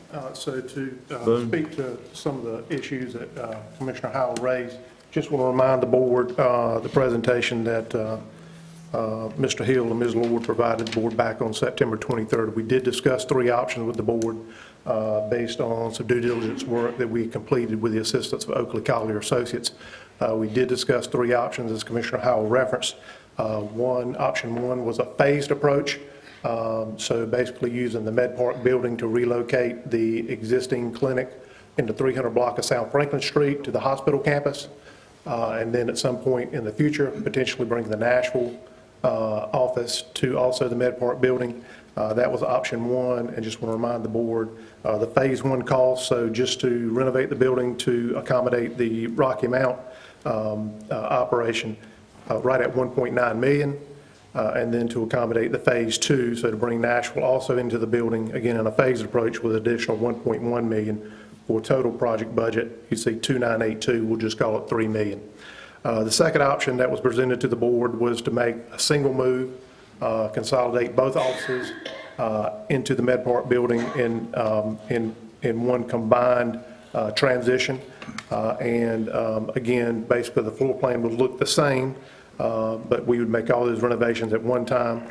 And Oakley Collier anticipated we may realize a small savings, not a appreciable amount, but would reduce the budget from 2,982, 830 to 2,8335, or excuse me, 688. So a little bit less than 5% savings. And then the third option was to basically use that building for some other purpose. It is on the hospital campus. It's primarily office space. There is some small clinical space, but certainly this renovation to accommodate the Nashville office and the Rocky Mount office would require quite a bit of renovation to build the clinical space needed to consolidate those 2 offices. So again, to Commissioner Howell's point, the reason that we made today to address those concerns about if the 2 clinics were to be consolidated in Rocky Mount, how would we provide service to those other areas in the county that may have further travel distances or currently underserved by our 2 clinics that we currently operate. So pause right there and see if there's any questions about that. And again, I know you don't have the benefit of that September 23rd presentation other than having provided those slides to you, but we did discuss quite a bit of this material. And I know some supplemental material was sent to the board in advance of the meeting today based on some questions that Commissioner Howell had posed prior to today's presentation. Commissioner Wilkins? I'm sorry, Commissioner-elect? Thank you, Chairman. So what my question is for option 3, do we have any estimates on what the cost would look like to possibly sell the building and construct a new facility? On any estimates there? So I believe in the material we sent to the board, we have not asked for an appraisal of the existing building. We have information on the tax value And I unfortunately did not bring that, of all the things I did bring with me today, I did not bring that with me. I believe the existing building was right at $4 million, is that correct? Yes. Okay. And again, that building is about 52,000 square feet.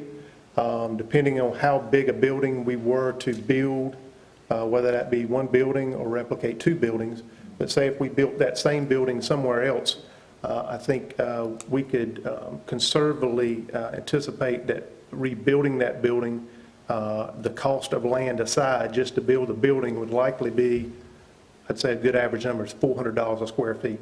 So we're looking at, let's just say, a $16 to $20 million investment to rebuild that building in addition to the cost of land at some other location within the county. So we currently have an existing building with cost to renovate, either option 1 or 2, about $3 million. So with our purchase and renovation, I would say we're less than 20% of the cost to build that building somewhere else. Have we done any sort of, I know we've kind of looked at this Med Park building because the county owns it now and because it would be extremely useful and practical to use the building, but has there been any sort of space study on the needs of the health department? So at some point, I probably need to turn this back over to the health director and to assistant director, but we did engage Oakley Collier in looking at what our existing footprint looks like in our existing clinics and engaging staff in what our future looks like based on trends in appointments, growth in the county, et cetera. And the plan for the Med Park building builds that into the renovation plan. So for example, in our existing 2 clinics, I believe we have 13 clinical spaces. And in the renovated building, and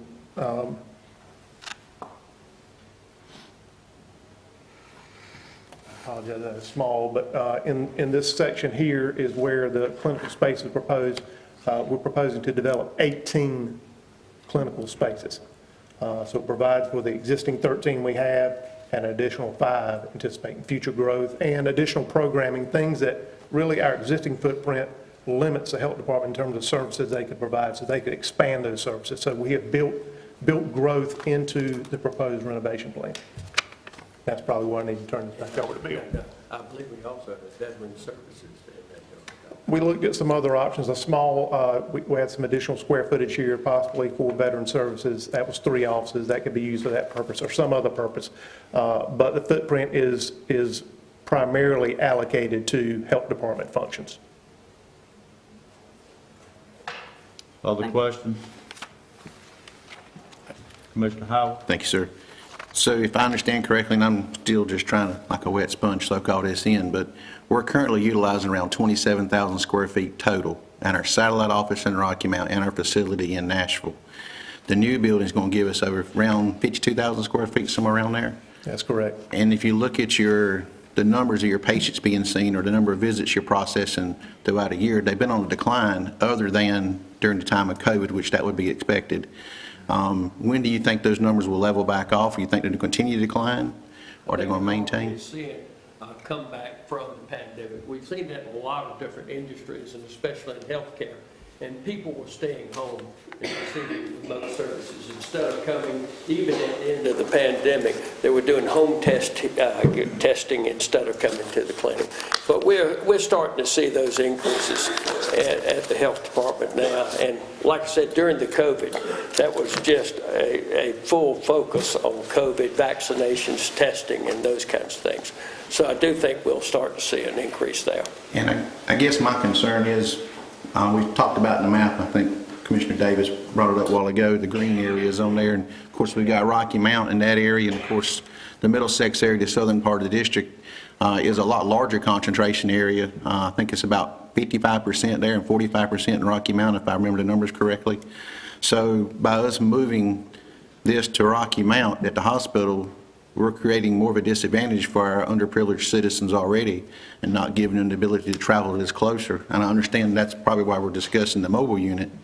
But I think doubling the space for the facility, I know we talked about adding some additional departments in there as well to utilize that space. So I think when we need to look at that as well and, consider those other spaces as being utilized for other services, remove those, a portion of that from our consideration for what the cost would be to build a new building.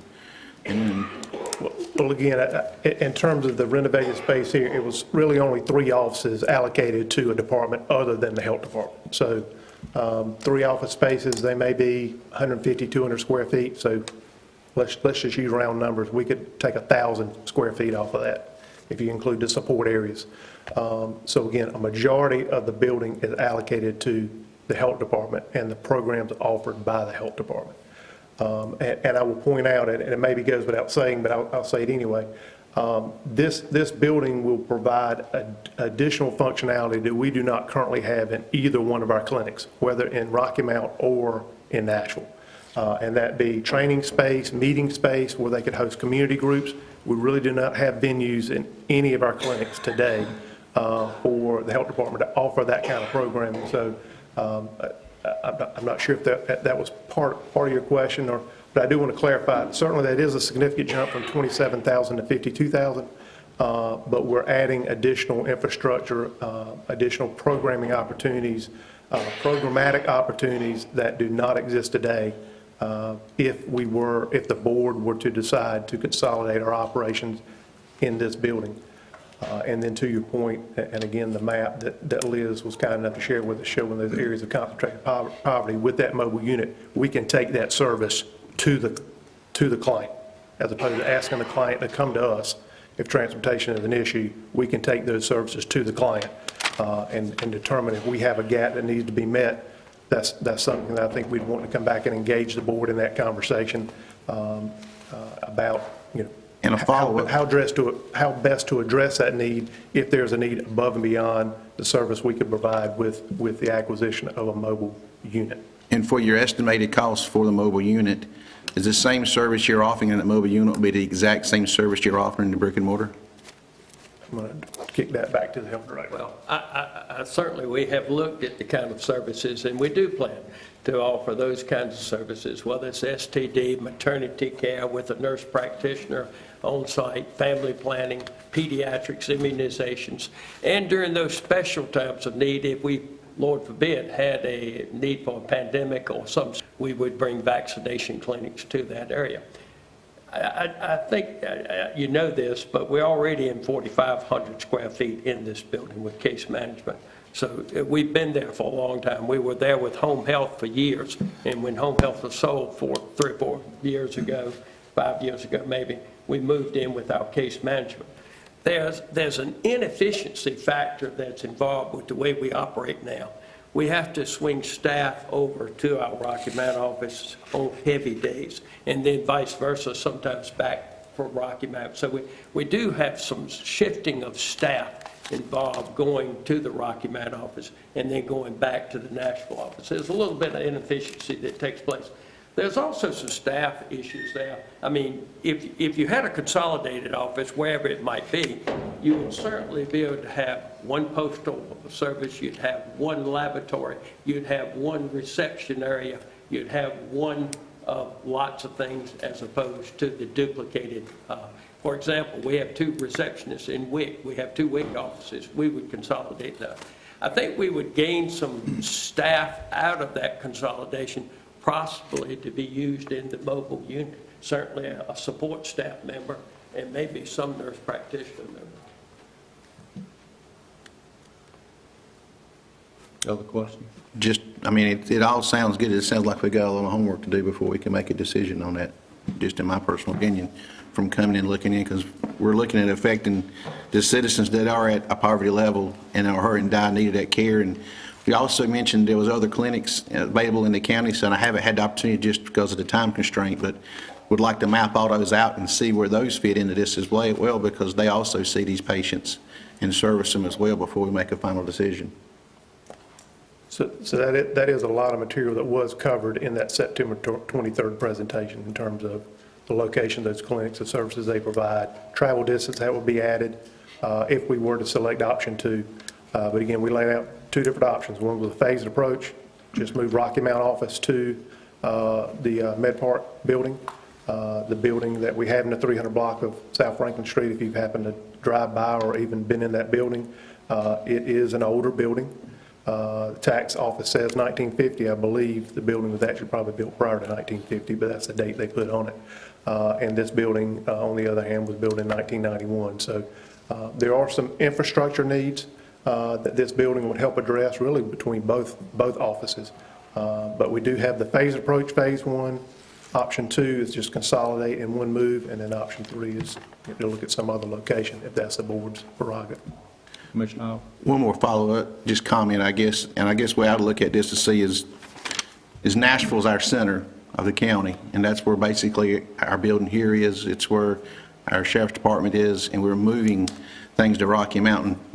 No offense to Rocky Mountain, but this is the center. So if we're going to look at it from the standpoint of keeping that the center, we need to look at keeping all of our main facilities here as well. Or if we're going to concentrate this basically on those areas of shaded green, which is the poverty areas, then perhaps we use the satellite office that's already in Rocky Mount and construct another facility out at Powell Clinic, which would be a lot smaller facility and cheaper to operate and wouldn't cost the $20 million we were talking about earlier, and utilize the funds from selling or reutilizing that property over at the hospital to pay for that.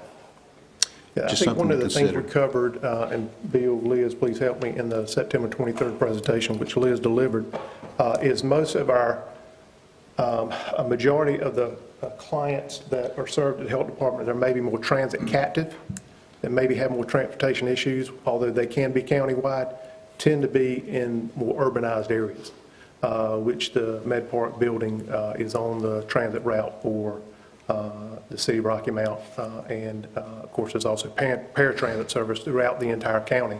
So that was one of the reasons why the Med Park building we thought was an option for the county to consider, back to transportation being a concern, and then the ability of the mobile unit again to take those services to those communities as opposed to asking those clients to come to us if transportation is an issue. And then there are other benefits you may want to talk about, just co-locating on the hospital campus in terms of the services you provide as opposed to your current two clinic. Yeah, just to follow up on what you were saying, we did a study, several studies where we actually questioned patients. We did a survey, how did you get here? How did you arrive at the clinic, either in Rocky Mount or in Nashville? I would like to point out, while I'm thinking about it, we do provide WIC services 1.5 days a month over in the Bailey area. So that helps that accessibility issue.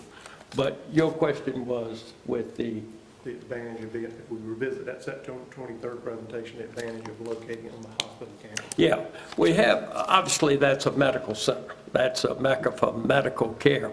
And we have a lot of work and a lot of support from our Nash OB-GYN group that's centered right there, probably 100 yards from this building. Our Nash OB-GYNs GYN doctors go to our Rocky Mount office every Wednesday and provide a large number of services.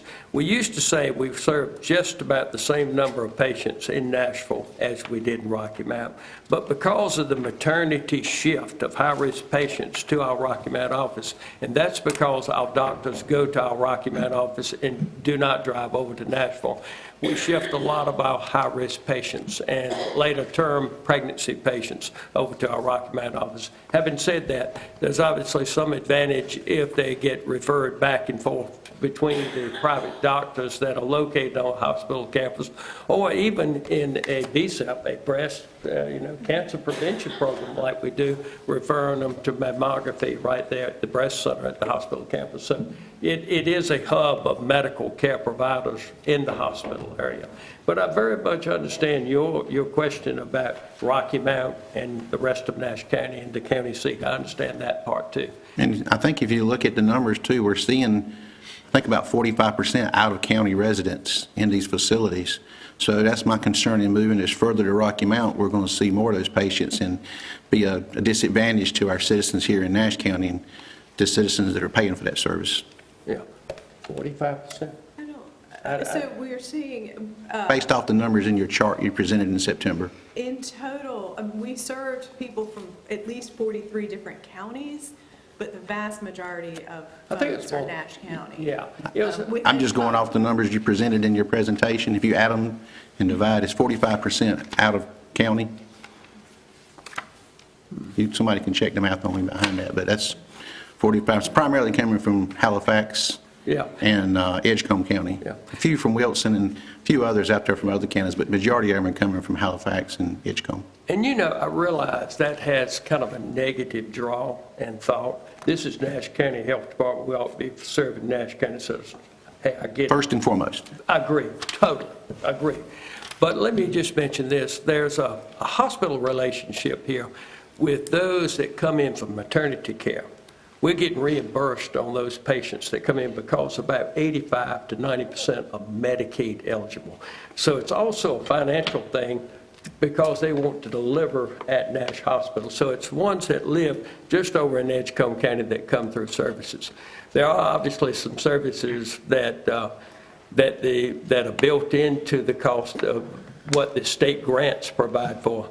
But I agree, we should be first and foremost of Nash County Health Department looking at Nash County citizens first.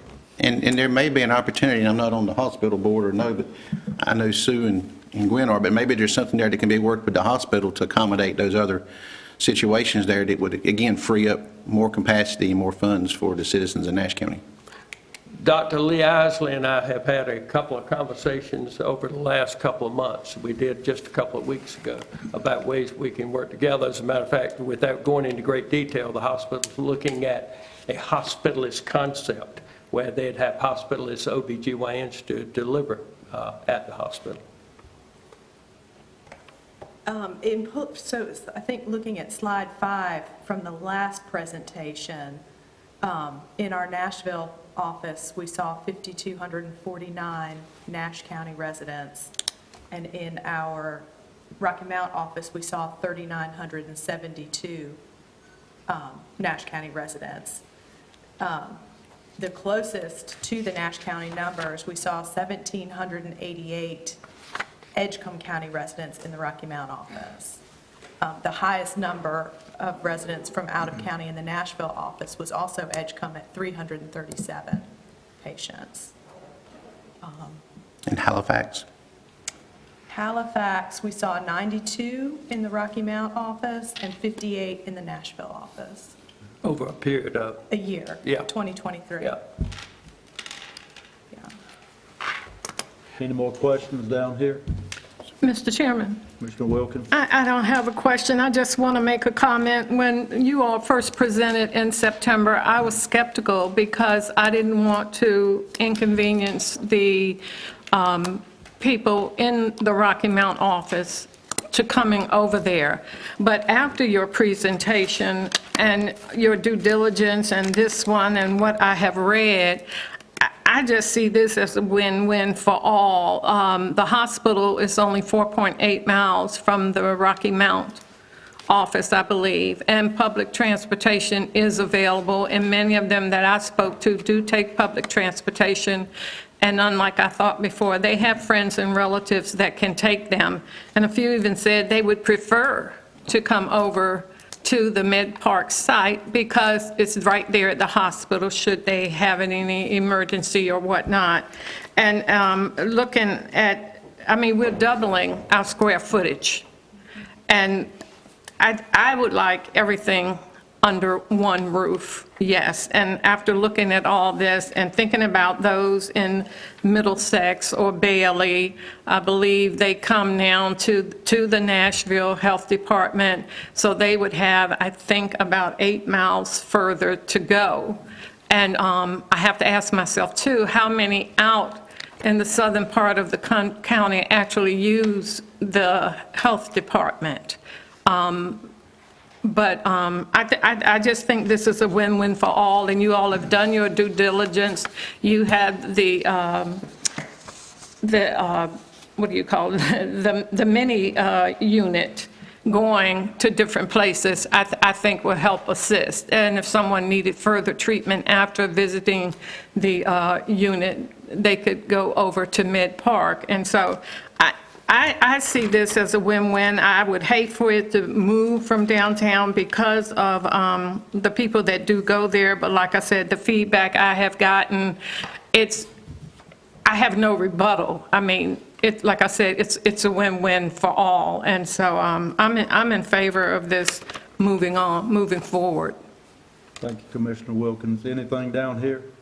Commissioner Leggett? Mr. Chairman, We're going to get to this side in just a moment. yeah, more of a statement than anything. You know, I'd just like to point out, this is a big consideration as far as moving a major county facility out of our county seat to Rocky Mount. And would just like to have all the information. I think it would have been helpful for me to have more information on option 3, what the building's value is, and what, if we needed to invest in a brand-new health department, what that investment would look like. Thank you, Commissioner Leggett. Down here, Commissioner Davis? I want to be sure everybody understands this is not something we brought in the last month or two. Actually, we've been working on this for well over 4 years, probably right at 5 years. And a lot of that time was spent getting the building itself back under the control of Nash and Edgecombe County, away from our former East Point that we were involved in. And then we have moved a step further beyond that, and we took the home health money bill, as you know, and utilized that to buy our partner out, which was Edgecombe County. It was $2 million thereabout, and we had to put a little bit in there because in the end we paid Edgecombe County, if I'm not mistaken, $2.2 million. And so we have invested quite a bit in getting control of this building, and quite a few lawsuits. And I don't know, you know, my field of expertise is in capital improvements and buildings and so forth. To me, the health department that we have here in Nashville, I hate to be this blunt, but sometimes I am blunt. It is an eyesore for the county of Nash. We can do better. Bill, I know it's home to you, and I'll always remember how we had to discuss at length with you doing improvements on that building because of the cost involved, but it is well beyond its usable life. School system has a formula by which they calculate maintenance cost, debt service on new things, and they utilize that very well, but it's furnished by the state to determine whether it's best to go somewhere else or to keep spending money on a building. I'm afraid we passed that point probably 15, 20 years ago. And we owe our citizens a much better building than that. To build a new health department, as Mr. Boone pointed out, is a cost that it will take us a long time to be able to accomplish that and continue to serve debt service and keep our tax rate where our citizens expect us to keep it. You're talking about a $20 million facility is what Mr. Boone said, and I agree with his number. You're looking at about $400 a foot to do that. And yet we have a building on the hospital grounds that we can consolidate everything into. Does it meet everybody's needs? No, it doesn't. But it's kind of like building a new school, the 3 schools that we consolidated and built a new school. It was a very hard choice to make for our school board. It was a hard choice to make for our Board of Commissioners. But I tell you, since that decision was made, I don't think anybody has had one negative comment about what we ended up with. And I'm speaking of the Red Oak Elementary School. We closed 3 schools to build that school.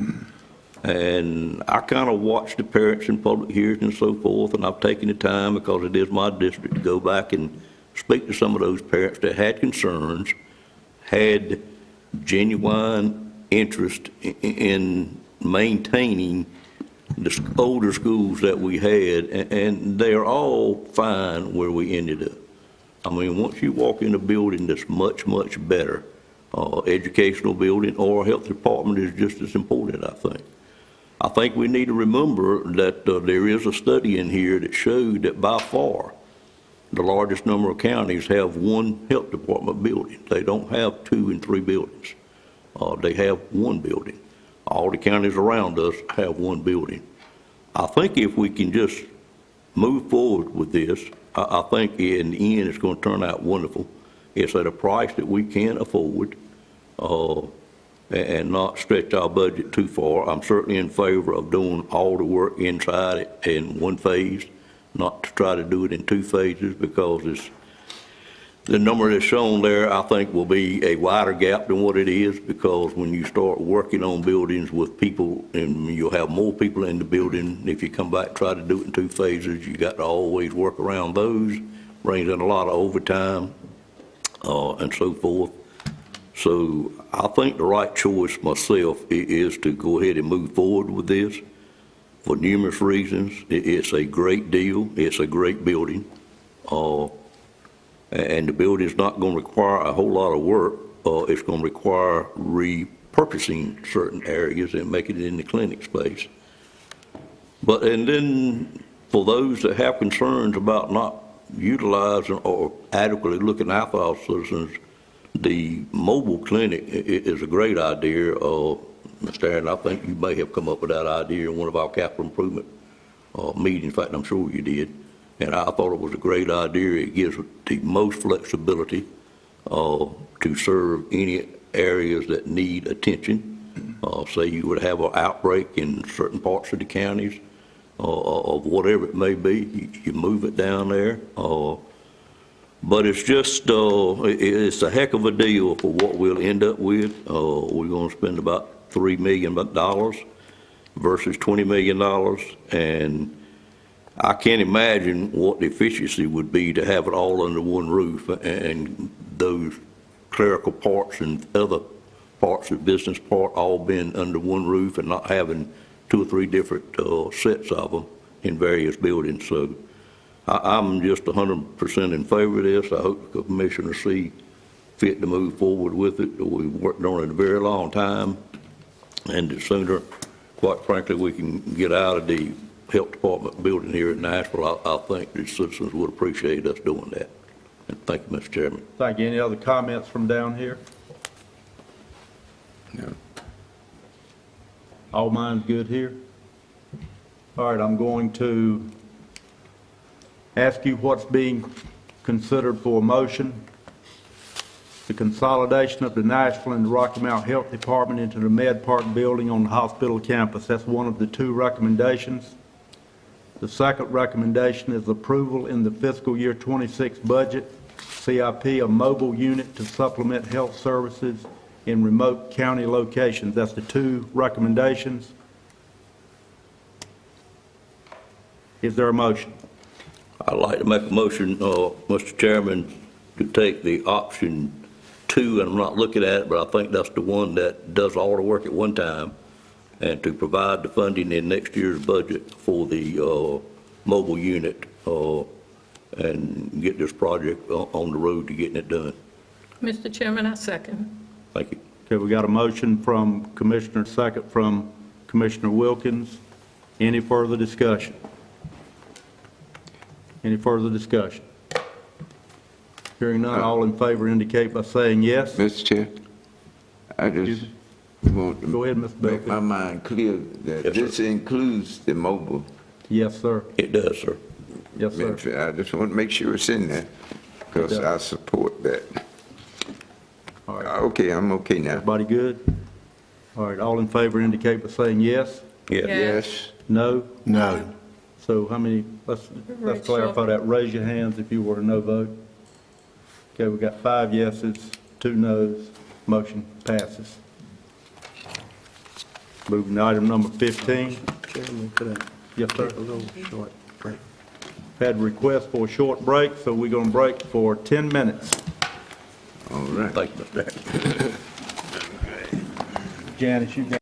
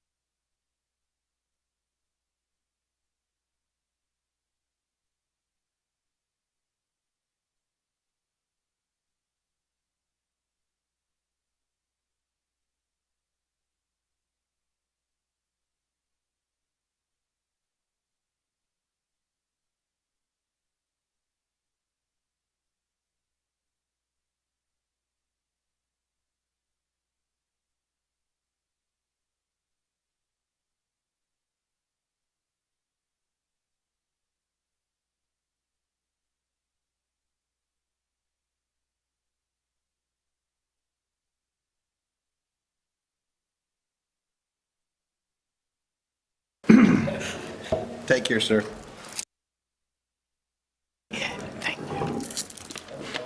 All right, we're moving now to agenda item number 15, call on Intergovernmental Relations Director Emily Moore to present the request. Morning, Emily. Good morning. Nash County intends to apply for the North Carolina Housing Finance Agency's Urgent Repair Program. This is a program that the county has participated in several years and provides deferred, forgivable loans for emergency home repairs and modifications to low-income owner-occupied homes. The maximum funding award amount is $165,000, an increase from previous years. We plan to apply for the maximum amount of funding. Applications are due December 13th, 2024. As with previous years, a local match of $5,000 would serve to make the county's application more competitive. So our recommendation would be for you to approve the local match to be included in the Urgent Repair 2026 application. Any discussion or comments from the board?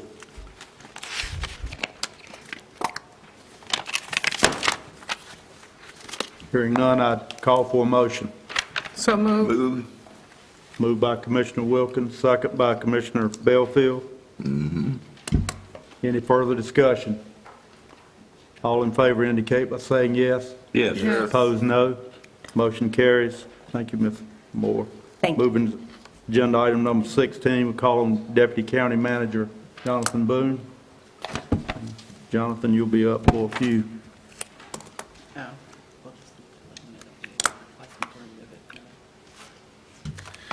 Thank you, Mr. Chairman. Each of you should have had a packet of materials at your desk this morning.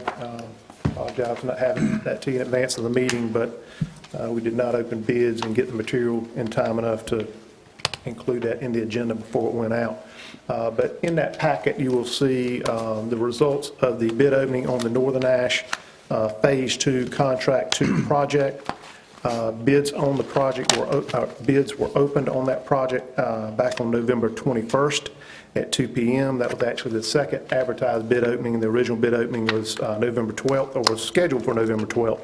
But we failed to open bids at that time because we did not have a minimum of 3 bidders. But we were able to open bids on November 21st. We had 2 bidders, Busco Contractors and Ralph Hodge. And at that time, we identified the lowest responsible bidder as Busco Contractors with a base bid of $6,736,639.75. That amount, however, exceeded the funds available for the project. We did have a engineer's estimate. The lowest responsible bid was about 12% above the revised engineer's estimate. So we worked with the Wooten Company to evaluate the scope of the project as originally conceived and designed, which was about 19,000 linear feet of water mains. And in order to bring the project into budget, we removed 18,000 linear feet of water mains and about $1.3 million. The actual number is $1,285,696.05 for a revised base bid amount of $5,450,943.70. So based on a modified bid, staff is requesting and is recommending that the Board of Commissioners award the contract to Busco Contractors in the amount of $5,450,943.70 and establish a contingency amount of $402,124.13. And we also recommend that the Commissioners authorize the County Manager to execute the contract with Busco Contractors, subject to review and approval by the County Attorney. Now, I do have one slide to share with you that shows the original project. And again, you have this exhibit in your packet of material. I know it's a lot of lines on the page, but really what I wanted to try to highlight in this exhibit is the water mains that were removed, and those are the items that are shown in yellow, primarily in the northern portion of the project along North Browntown Road. between Halifax Road and Burnett Road, a couple of subdivisions there, and one crossing underneath I-95 at Red Oak Brattleboro Road, adjacent to the rezoning matter that the commissioners considered earlier today. We'll say that the project does include the water main extension on Quail Roost that would touch, again, that property that was rezoned earlier today in the meeting. But again, that was 18,000 linear feet of water mains, about 3.4 miles. So our revised project is about a little over 15 and a half miles of water mains in the project. So with that said, I'll pause and see if there's any questions that you may have about the original project, the amended project, and the recommended contract award. Any comments or discussion for staff? Mr. Chairman, I'll just say I have looked over quite a bit what Mr. Boone is proposing.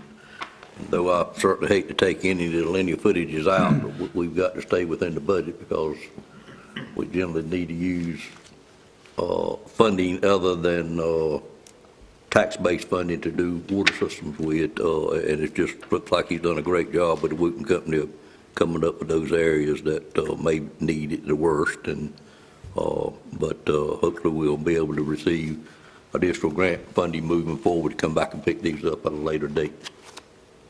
Any other discussion or comments? Okay, you've heard the recommendation from staff. Do I need to repeat that recommendation? Or are you good with it? Hearing none, all in favor of the recommendation? And I'm sorry, is there a motion to approve the recommendation? So moved. Moved by Commissioner Davis. Second. Second, Commissioner Belfield. All in favor indicate by saying yes. Yes. Yes. Opposed, no. Motion carries. Thank you, Mr. Boone. You're still at the podium. Number 17. Yes, sir, thank you. Next item, have also a utility-related matter. I want to remind the board and Commissioner Howell, you may be aware, Nash County received some funds through the legislature during the fall of 2023 when the budget was reappropriated, state-directed grant funds, and the Board of Commissioners approved back in September a resolution that allocated those funds among 6 jurisdictions in the county, and then also fund 6 projects to be completed by Nash County. One of those projects is rehabilitation of the force main, portion of the force main that serves the town of Dorches. That force main was installed in the 70s and needs to be replaced. We also have some work that needs to be done to the lift station there, right in the heart of Dorches. So one of the projects to be funded is the rehabilitation, again, of that force main and lift station. So we have submitted our request to Division of Water Infrastructure, which is the division of the North Carolina Department of Environmental Quality, for this particular project, for the funds that were allocated to fund this project by the board in the approved resolution in September. We have received the letter of intent to fund back from the Division of Water Infrastructure. And the only thing I noted as I was preparing for our meeting today, when the department, or the division rather, prepared the letter of intent to fund, they picked up on the total project amount, not the requested funding. So you will see in your supporting materials a letter of intent to fund that was included, that the state provided, had an amount of $874,605. Actually, the funding request was $819,605. So I will need to follow back up with the department to get that number corrected. But all stipulations related to the grant will not change. Just the amount on the letter of intent to fund that the state has sent us needs to be reduced. So what I would ask is that the board authorize the county manager to execute the amended letter of intent to fund once we receive that, but up to amount of $874,605. But I fully anticipate the department will be willing to amend the request based on the documentation we provided to provide the $819,605. Again, I did not catch that error until I was preparing for our meeting yesterday. But again, these are all grant funds that the county has received for utility-related projects, and this first project is related to the sewer system that serves the town of Dorches. The resolution is attached. It's fairly lengthy. I assume everyone's had an opportunity to look at it, or is there any part of it you wish to highlight for discussion or comment? Okay, hearing none. Would there be any discussion or comments on staff regarding this recommendation?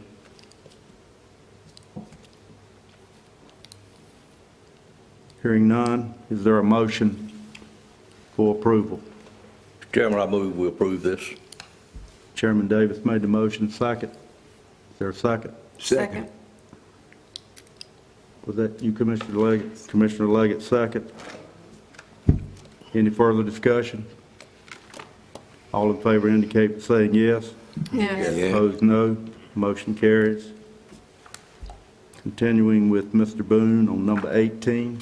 Mr. Chairman, if I may, we would like to ask the board's permission to remove this item from the agenda for today. We are continuing to work through what our options are as far as professional services are concerned. We have verified that that will not slow us down with our financing of this project, but we would like to take a pause and remove this item from the board's consideration for today, and we will bring this back to you at a later date. Any objection?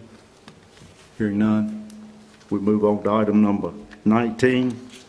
Call on the Finance Director, Mary Hogan. And Ms. Hogan will be up here for several agenda items.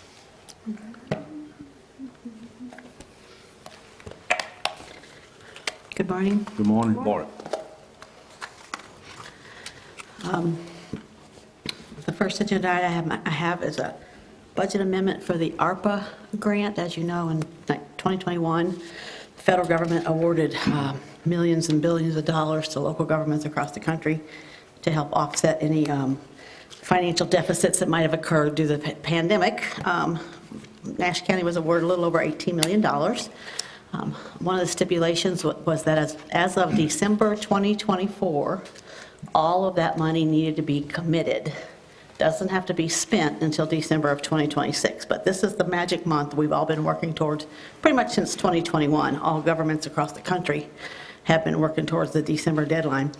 This being the final meeting that we know of for this month, we wanted to make sure that prior to the deadline coming on the 31st of December, that we had all of our T's crossed and all of our I's dotted.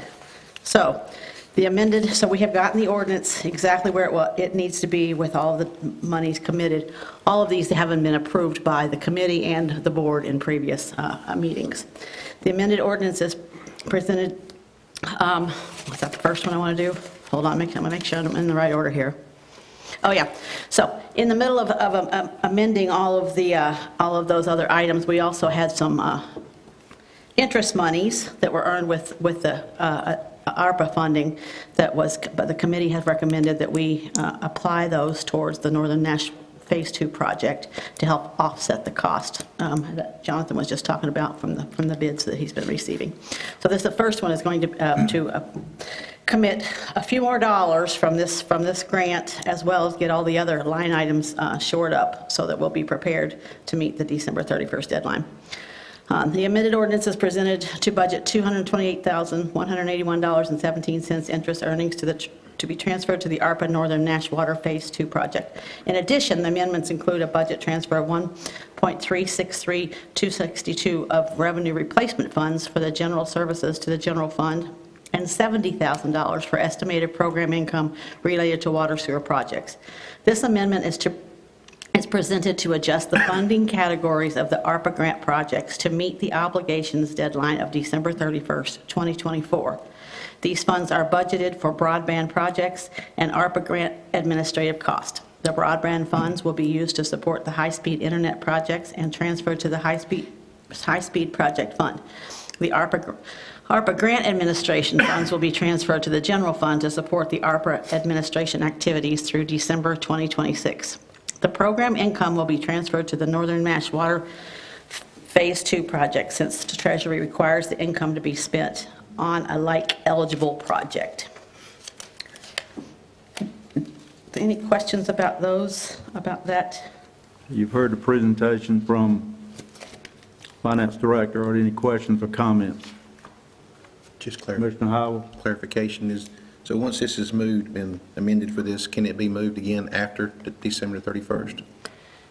It will need to be spent it will need to be committed. It will be spent after December 31st. Many of the numbers will be spent, but it will need to be committed to these particular areas by So December. by those December areas 31st. can't be changed after Correct. December 31st? Okay. Thank you. Any other questions or discussion? Hearing none, you've heard the recommendation from staff. Is there a motion? So moved, Mr. Chairman, for approval. Moved by Commissioner Arrington for approval. Is there a second? Second. Second by Commissioner Howell. Any further discussion or comments? Hearing none, all in favor indicate by saying yes. Yes. Opposed, no. Motion carries. Moving on to item number 20, Ms. Hogan.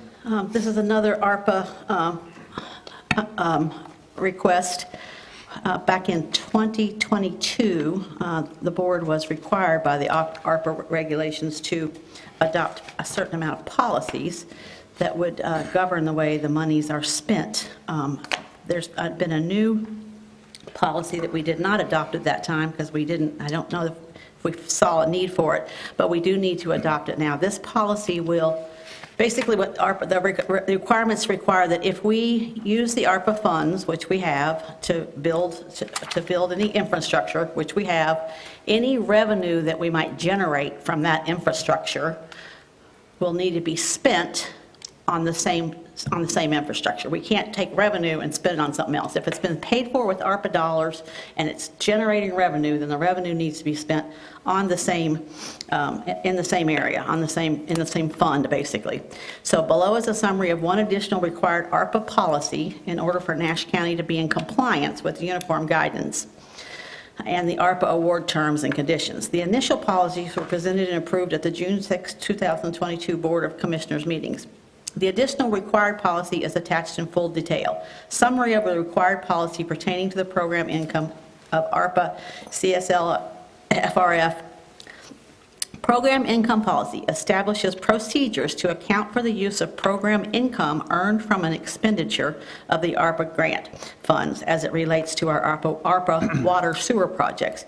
Following approval, employees responsible for the implementation projects that generate income will follow the requirements in this policy related to the treatment of program income. And I think, Jonathan, I think the estimate was we expected from the water sewer programs, some of those facilities that we've spent ARPA money on, we expect it to earn about $70,000, is that correct? Over the next few years, so that $70,000 would have to be spent also on the water sewer projects. That's as of 2026, I believe there's a projection requirement. Any revenue earned after 2026 will not be subjected to the same policy. Any questions, comments from staff regarding the adoption of this policy? So moved, we approve this. Are there any questions or comments regarding adoption of this policy? Chairman Davis? One question. Do you have a question, sir? No. I thought he was calling for the motion. Okay. Did I understand that after 2026, this requirement is no longer there? Any revenue that is generated after 2026 does not have to be specific to the same project that was built using ARPA funds. We'll still have to report the expenses accordingly, but we don't have to, we're not required to spend the revenue in the same way. Is that any clearer? Yeah, it's Okay. not like I thought it would be, but it's clear. Of course, it's not going to be a problem because we spend all utility funds on utilities anyway, correct, Mr. Boone? Right, I think the policy was probably meant for other projects that could be funded with ARPA funds, but as you indicated, funds generated within the utility are going to be used on utility-related projects. So it's not an issue for us, it's really just a formality. I see. Okay, thank you. Any other questions or discussion? Commissioner Howell? How many projects do we have that this affects? I know you said they're all with the utility. This is the only project one? funded, Okay. yes, sir, with county ARPA funds. Thank you. Any other questions or comments? You've heard the recommendation. Is there a motion? So moved, Mr. Chair. Commissioner Arrington makes the motion. Second. Second. Second by Commissioner Wilkins. Any discussion? Hearing none, all in favor indicate by saying yes. Yes. Yes. Opposed, no. Motion carries. Moving to number 21, Ms. Hogan and Ms. Schatzer, County Manager. Good morning. Good morning. So this is a critical position request, and I wanted to provide a little bit of background, that I wanted to recognize that this is not typical for us to have a mid-year position request. It's generally not an action that I would bring to the board. However, considering the critical nature of the job duties that we need to address, I would be negligent if I did not make you aware of our current situation and a solution that we should consider. The Finance Department is requesting an additional position to be trained as a backup position for our payroll function and to implement other departmental efficiencies to current processes. Nash County has shown positive growth in the past 20 years that our current payroll employee has been performing this function, and the workload for finance staff has grown at the same rate. When our current employee was hired, we had 500 employees, and we now have close to 800. The payroll function is mission critical. It's a mission critical position for the county, and we are at risk of being without a trained, qualified person to perform the duties should our current employee become ill or opt to retire.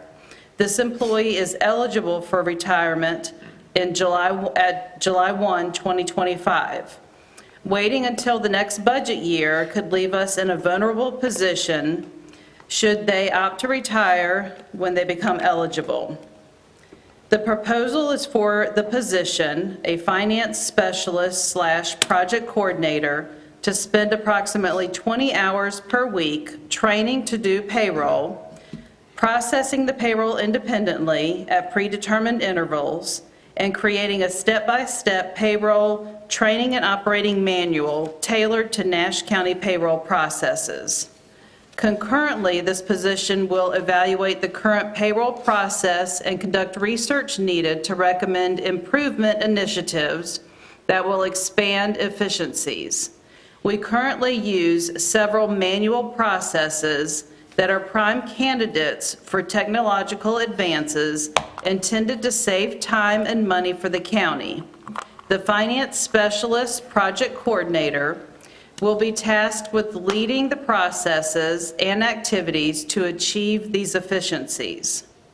Lastly, the finance specialist project coordinator will spend approximately 20 hours per week on other projects in finance that need time and attention to make those processes more efficient, thus improving the timeliness and accuracy of the results of this department's activities. Sample areas include inventory and fixed asset reporting, audit preparation, budget preparation, online budget book, updating and maintenance, increasing the use of electronic and wireless and wire payments. This proposal is to utilize funds in the general fund to fund a position in the second half of the current fiscal year. Approving this request now would obligate the county to this new permanent position in the finance office moving forward. We introduced Eric Mendez to the board a couple of months ago as a project coordinator with the Strategic Member Services through NCACC. Eric is an ideal candidate for this role and is enthusiastic about the potential of joining Team Nash in this capacity. His work on several projects to date have revealed a skill set that would enhance the finance office's work, efficiencies, and stabilize the current vulnerable state of our payroll function. If approved, Mr. Mendez would officially transition into the permanent position within the finance office January 1, 2025, and a budget amendment in the January Board of Commissioners meeting would provide the funds for this position through June 30th, 2025. We ask you to consider this proposal and consider it for approval.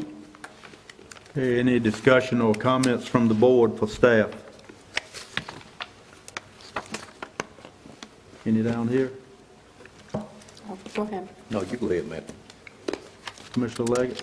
Thank you. What my question was, is in what instances do we fill positions with a particular person, and in what instances do we typically advertise a position? So generally, our practice is to create a new position and offer it to the general public. And if that is something that the board would like for us to do, advertise out, we can certainly do that with this position.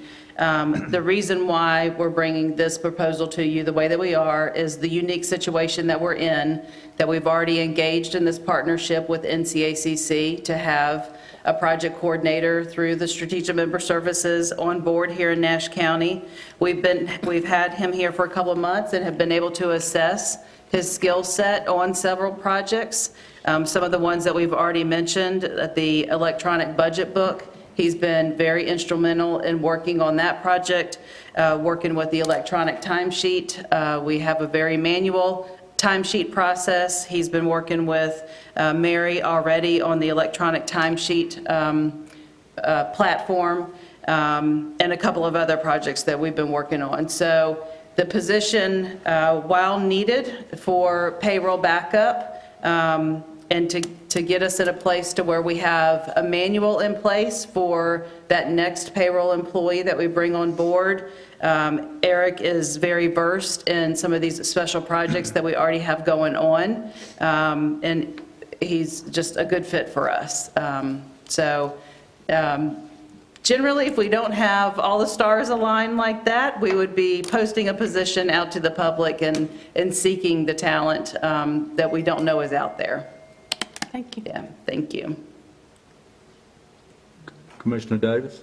A couple questions. The number of employees that sticks in my mind from budget time is 650, and now we're talking about 800. Is it a matter of 650 full-time? Full-time, yes, sir.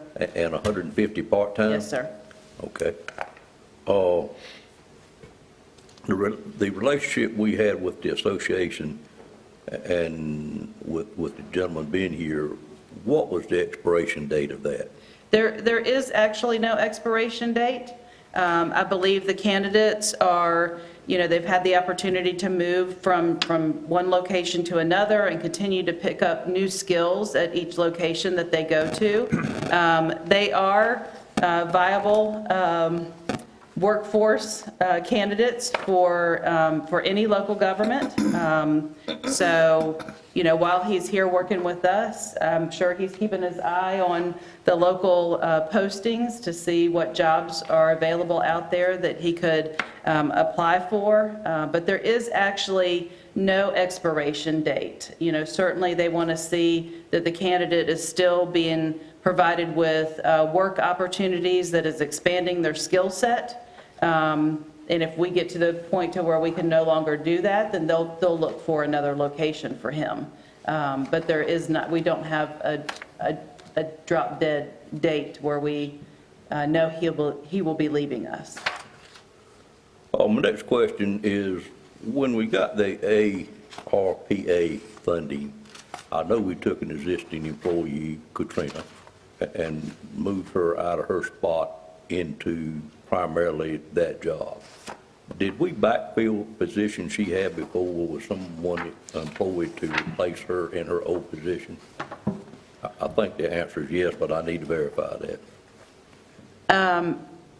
It was absorbed by several other, we did not hire an additional person. It was absorbed by several other folks.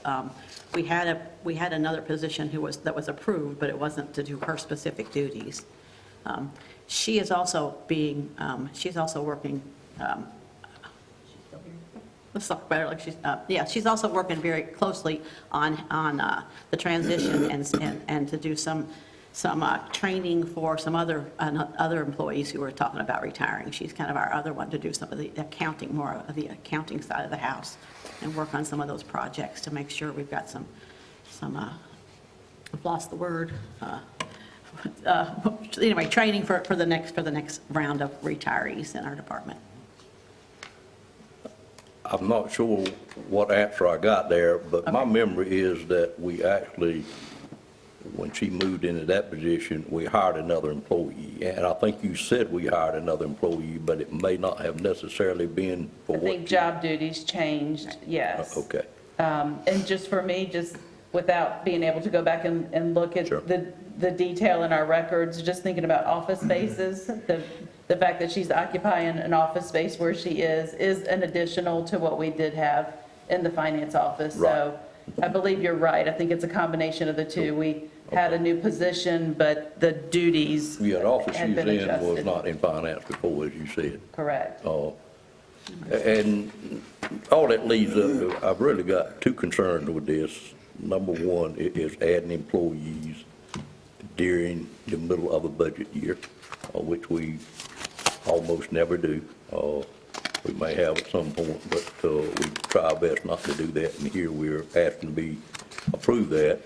And then, of course, Sue brought up a very valid question about advertising the position, and of course, my personal concern is existing employees and making sure that they all have the benefit of any new job we're creating.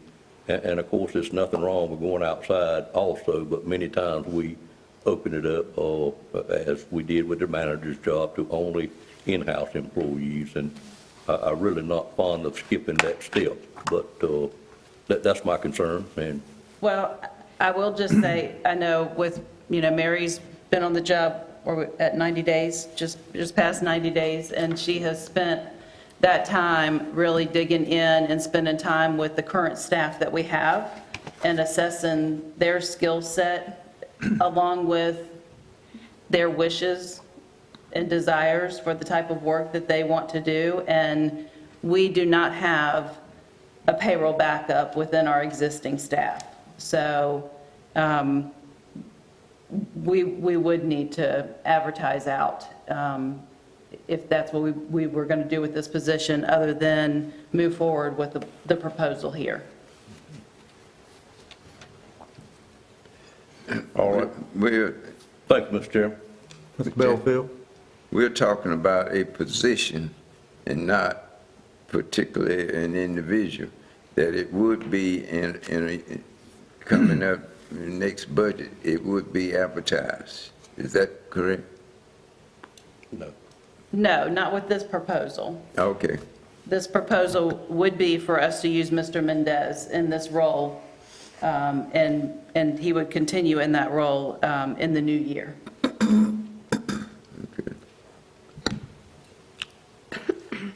Anyone down here? Commissioner Howell? Go ahead, sir. Go ahead. You go ahead. I've I'll had come my back turn. to you.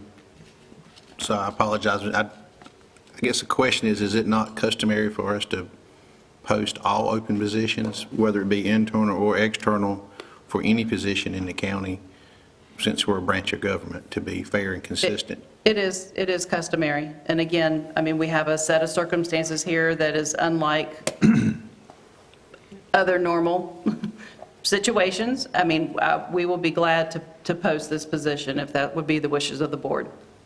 Just for me personally, I think that's to be, not to this particular thing, he has job set skills that probably prefer specifically to this, but I think you set a precedence if you start doing it for one, then why didn't you do it for the other, or you open that door? So I think to be fair and consistent to all employees in the county and the citizens, that we post the job, and if he's the most qualified candidate, then he will still get the job.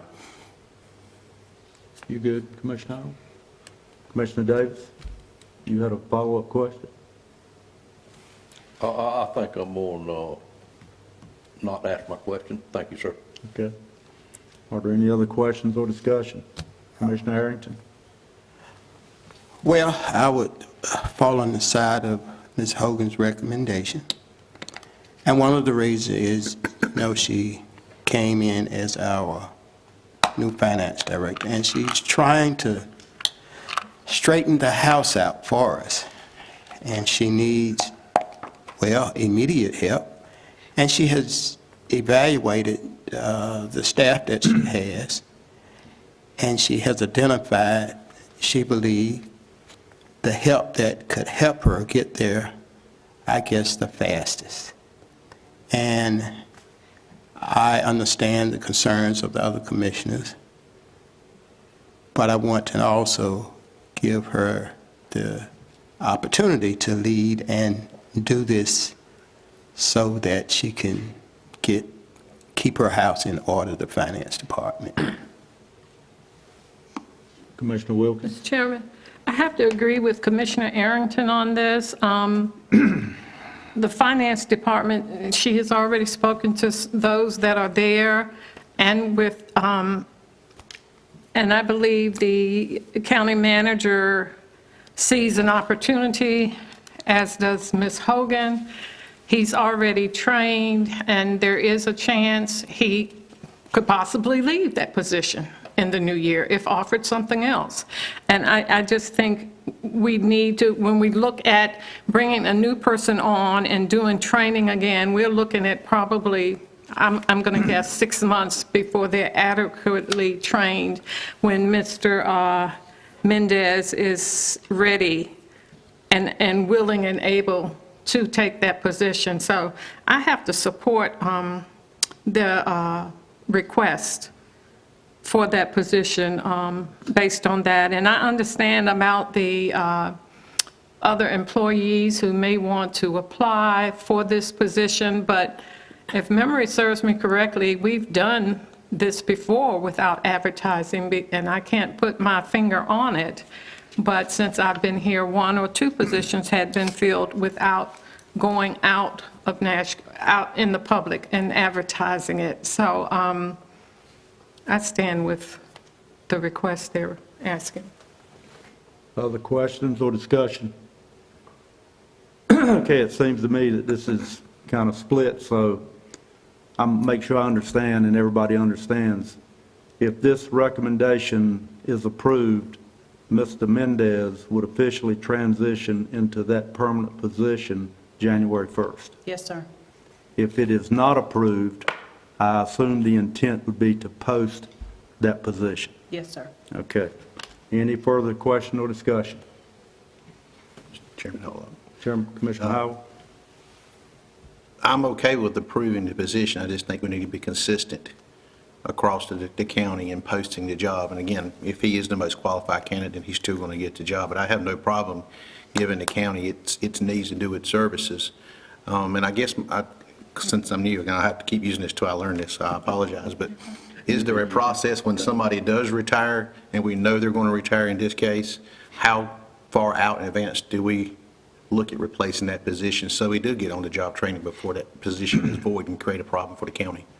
Yeah, we certainly are doing succession planning for many of our critical positions, department head level on down. We actually do not have a finite answer about whether or not there's going to be a retirement. Central payroll function, we would still need to have a position, to have something to advertise and bring somebody in that we could start training in this position. Okay. Yeah. Any other question, discussion? I'm sorry, I need to ask one more question. And is what I'm hearing is if the lady that does payroll comes down with an illness and is out for a month or 2 months, we can't make payroll? We have made attempts at doing some cross-training and have backup for our payroll function. We have already encountered a situation where we had our payroll person out. There was quite a bit of work that had to be done on the back end when she returned to work with us. So yes, we can make it happen. Our employees will get paid. Yes, our employees will get paid, no matter if, most of us will get paid, whether she is here or not. We need to do better than we're doing right now. Okay. I just can't imagine what it would be like with my little old crowd when we miss an hour of payroll. Well, exactly. Not making payroll for 850 employees. Right. All right, any other questions or discussion? So once again, just for clarification, if this recommendation passes, Mr. Mendez starts January 1st in a permanent position. If this motion does not pass, then I assume you're going to post that position immediately, and he will stay on board until such time as he's offered I something think we'll else. go with whatever the motion is. I'm trying to clarify the motion, what might occur if it fails. So if we don't approve the motion, then you would be charged with posting that position. Well, Alex, you Well, should- I think, Mr. Chairman, the motion should be to determine to I approve the understand position. that. I'm just trying for the board's clarification where it goes from here. Okay. But the position, I think the position has to be approved first. Well, we have to consider the approval of the condition. Okay. And then, and so if the motion, if someone would want to make a motion to not require the second portion of the motion to get offered the job to Mr. Mendez, they should make that motion appropriately. All right, well, the board, you've heard the motion, the recommendation. So at this time, I'd call for a motion. Mr. Chairman, I recommend we consider approval of the position request. All right, is there a second on that motion to approve the request? I second. Mr. Belfield seconds the motion. Further discussion? I'd like a little explanation on the motion, if it means approve the position as well as approve the person indicated, or is it approve the position? Yes, as written, The motion as, the request as written? yes. Thank you. The motion carries, and Mr. Mendez would assume that position. Okay. Any further discussion? All in favor indicate by saying yes. Yes. Yes. Opposed, no. No. No. All right. All in favor, raise your right hand. All in favor of the motion, raise your right hand.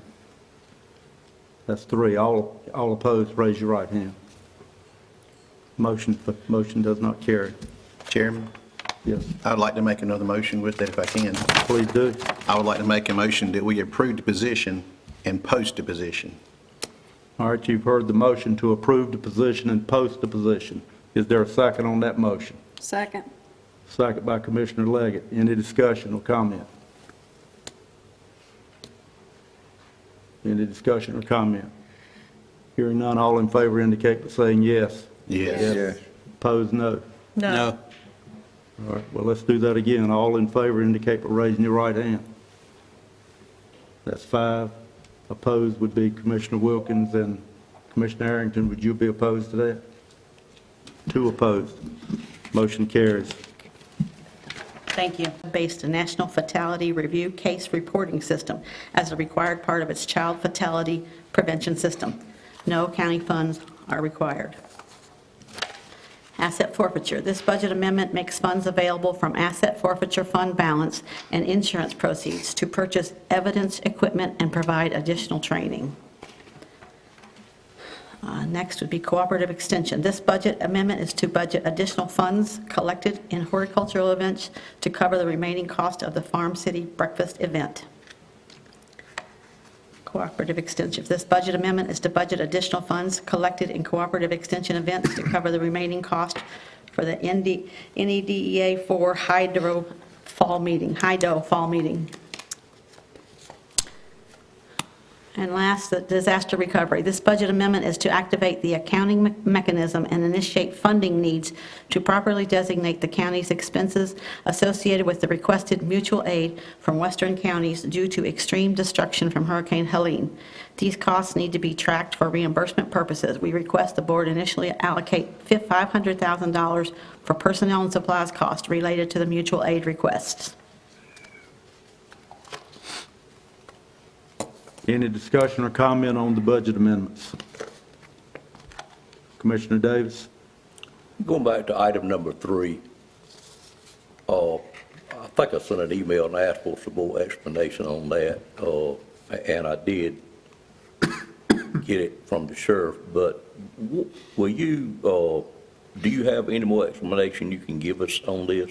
I do not. I do know that they are waiting on some insurance proceeds from some wrecked vehicles, and they'd like to be able to use those proceeds to buy, to replace the vehicles with. That's the gist of what this is about. Well, I don't think What? I Okay. hate to do this, but I don't think that's what it's about. I Okay. think we are using insurance proceeds Mhm. from wrecked vehicles, but I don't think we're replacing vehicles with that money. We're using it for a piece of equipment and for Correct. training is what I think we are doing, plus some, Plus the vehicles, upfits. no, I don't, I didn't understand it that way. And that's why I really wanted a little bit more explanation. But it's asset forfeiture funds involved in it also? Yes. You don't know anything else, do you? Nope.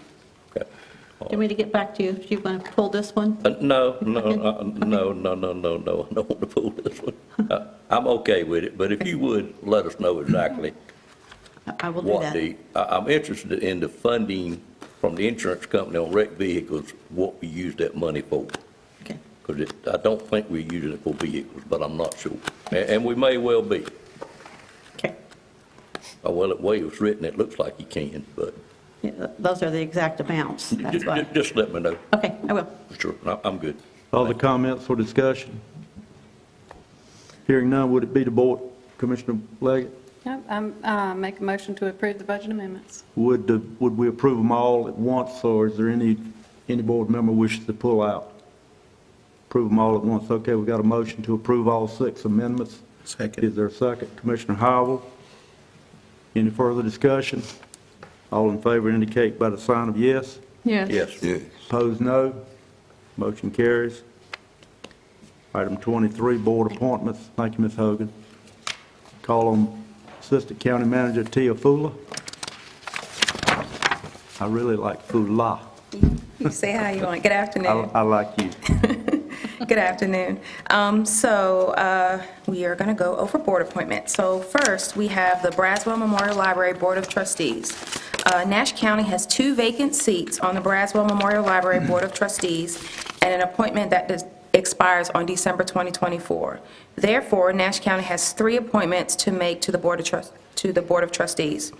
Please consider the appointments of Kimberly Roscoe, Christopher Tony High Sr., and Dr. LaShonda Washington to the Braswell Memorial Library Board of Trustees. The applications are included in your board packet for your review. These 3 are eligible, willing, and recommended for appointment. If approved, their 4-year term will run until December 31st, 2028. Any board discussion on these appointments for the Braswell Library? Any discussion? Hearing none, is there a motion? So moved. Chairman Davis, Commissioner Davis, second. Second. Commissioner Wilkins, got a motion and a second for approval of these to the Braswell Memorial Library. Any further discussion? Hearing none, all in favor indicate by saying yes. Yes. Yes. Opposed, no. That carries. Thank you so much. Consolidated Health and Human Services Board. Yes, sir. The Consolidated Health and Human Services Board is actively working to fill several vacancies. At their upcoming bi-monthly meeting on December the 12th, their board will review applications and propose nominations for approval by the Board of County Commissioners. Additionally, they welcome recommendations from this body for their consideration. And just as a reminder, there are several vacancies on that board under the professional category of psychologist, pharmacist, engineer, dentist, optometrist, veterinarian, social worker, and registered nurse. And so they have, I think, approximately 3 potential board members that they're going to bring for the next meeting, but if any of the commissioners have a recommendation, please share that with. You said one of those is a dentist. Yes, sir. Does anybody have any thought to it? I've got somebody I might be able to talk to, unless somebody else has got one they're looking at. I have a question when it's appropriate. Go ahead, Chairman. Are you saying each one of those professional seats that you just called out is up for appointment and cannot be reappointed? There are actually, Do we got our work cut out for us? oh, we absolutely have our work cut out for us. There are approximately 10 that their terms are over and cannot be reappointed. And Mr. Hill, in conversation with the School of Government, said that the ones that are currently in position, they can carry over until their seat is filled, but they cannot be reelected, no, sir. Their terms have expired. Well, apparently what caused this to all happen at one time is when we consolidated, we all started them with new terms, and that 9 years must be behind us, and we got to start over. Correct. Is that where we at? Yes. Yes. So that Consolidated Human Services Board is looking to, actively looking to recruit new members. The legacy members are looking to replace themselves, but it's not happening as quickly as they had intended. So there's a lot of vacancy on this board. Legacy members are remaining on the board, so the board isn't vacant, but their terms have expired. The email you sent us recently about future board appointments, which I did read, but it's been several weeks ago. Yes, sir. Did that include all of these? It did not include all of, well, I believe it did. I think I listed I believe I did list what the vacancy categories were. I can resend it. Well, if you sent it, I got it. If you just verify included, I didn't understand we had that severe of a problem. We do. So so for this Health and Human Services Board, you can have up to 25 members, and 8 of those need to be professionals in those categories that I just listed. Yep. And I think we have worked and tried not to have 25 members, which is a lot of members. Correct. You can have up to that, so I think we've been trying to keep it somewhere around the 16 to 18 range possibly. There's also, as you're thinking of connections that you may have, for persons who are consumers of human services. Right. Also others, just general members of the public. And so if you know someone who would be interested in serving on that board, there's likely a vacancy that they can fill. For that board, can you just summarize those openings and the position that would be required to fill it, if it's a public member, a dentist, or whatever, and just send that back out to everybody I so sure we've will. got it, and we'd ask everybody to take a look at it and see what they can come up with as quickly as you can come up with it. Maybe by our next meeting, we'll have some recommendations. I sure will. Thank you. And the Health and Human Services Board will likely have 3 to be presented for the January's meeting for your consideration, but And maybe still. when you send that out, just attach an application with it as I sure well. will. Yeah. Thank you. Thank you. Next is the Nash County, Nash Healthcare Systems Board of Commissioners. And so this is a recommendation. The Nash Healthcare System Board met on November 7th and unanimously voted to approve the nominating committee's 2025 recommendations. They have voted to reappoint Dr. David Browder, Mike Johnson, and Kevin Jones for a second 3-year term beginning in January 2025. They are recommending to appoint Mr. Stephen Barnes, which is in Commissioner District 7, and John Allen Corbett III, which is in Commissioner District 3. Their bios, I don't know if they were attached, so I think you should have those. There was a copy placed Yes, sir. at the table. The board feels that their acumen and expertise in finance and banking will be a great asset to the board over the coming years and meet some unfilled expertise. Additionally, it is a nominating recommendation that Mr. Corbett would complete Mr. Joe Bryant's unexpired term, which there's 1 year remaining, before he begins his eligibility for his 3-year term, since both he and Mr. Bryant represent the same geographic district. And so this is their recommendation, and they're looking for an approval. Would it be the pleasure of the board to consider all of these with one motion? Or do you want to break them out? One motion? Okay. Any discussion or comments regarding these recommendations for the Nash Healthcare System Board of Commissioners? Hearing none, is there a motion? Mr. Chairman, I make a motion that we reappoint Dr. David Browder, Mike Johnson, and Kevin Jones for a second 3-year term beginning in January 2025, and also that we appoint Mr. Stephen Barnes from District 7 and John Allen Corbett from District 3. And the last part of that? Oh, I'm sorry, and that Mr. Corbett will complete Mr. Joel Bryant's unexpired term, which is 1 year remaining, before he begins the eligibility for the 3-year terms. Okay, we got a motion. Is there a second? Second. Second by Ms. Leggett. Any further discussion or comments? Hearing none, all in favor indicate by saying yes. Yes. Opposed, no. Motion carries. Thank you. Next, it's the Voluntary Agriculture District. The terms of 3 current members of the Voluntary Agriculture District Board are set to expire December 31st, 2024. I do want to say, as of this morning, I have gotten notification from Regina Mosley that they have 3 applicants that they will be prepared to have for the January meeting. And so we may be able to skip. If any commissioners have someone that they know that may be a good fit for the Voluntary Agriculture District, you can get the application to me or to Janice. But since I've submitted this, Regina Mosley sent me an email this morning that they have 3 potential applicants. So we don't need to do anything here? No, sir. Okay. Finally, and I think you are all aware, there is a 2025 committee and work group assignments, and every commissioner is represented. And I believe we just need a motion to approve these assignments. Should I go through the individual committee assignments? I believe everyone, Commissioner. If I may, Ms. Fuller, I'm not sure we need to vote on that list. Okay. If the board wants to, we can. We have not in the past.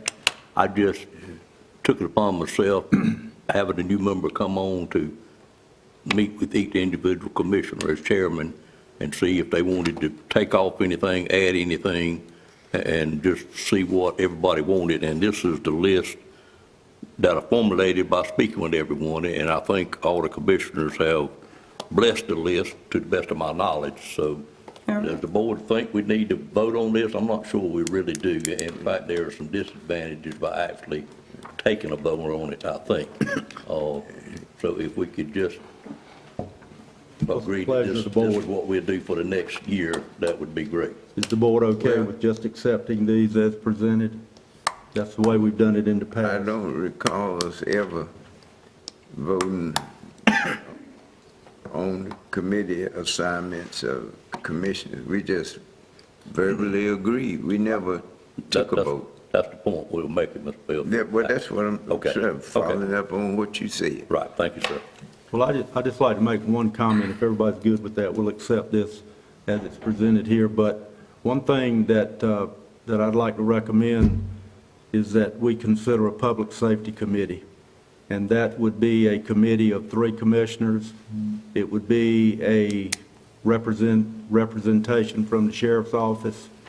It would be representation from EMS, 911, and fire, and of course the staff.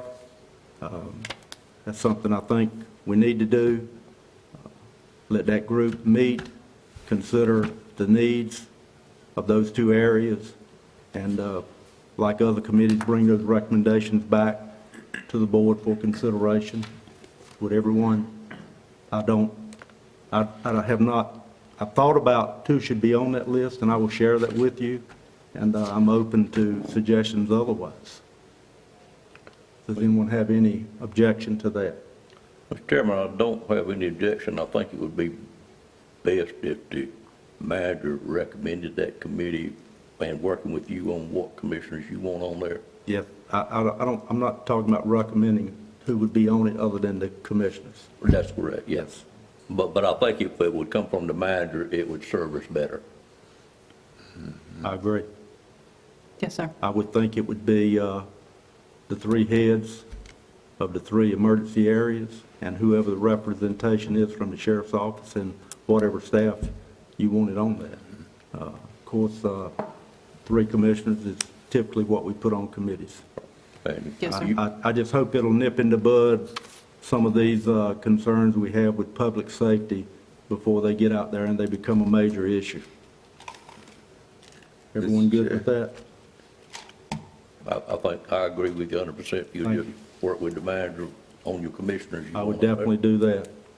Did you have a comment, Mr. Belfield? Oh, I was just going to say that I would like to be put back on the Juvenile Crime Prevention Committee.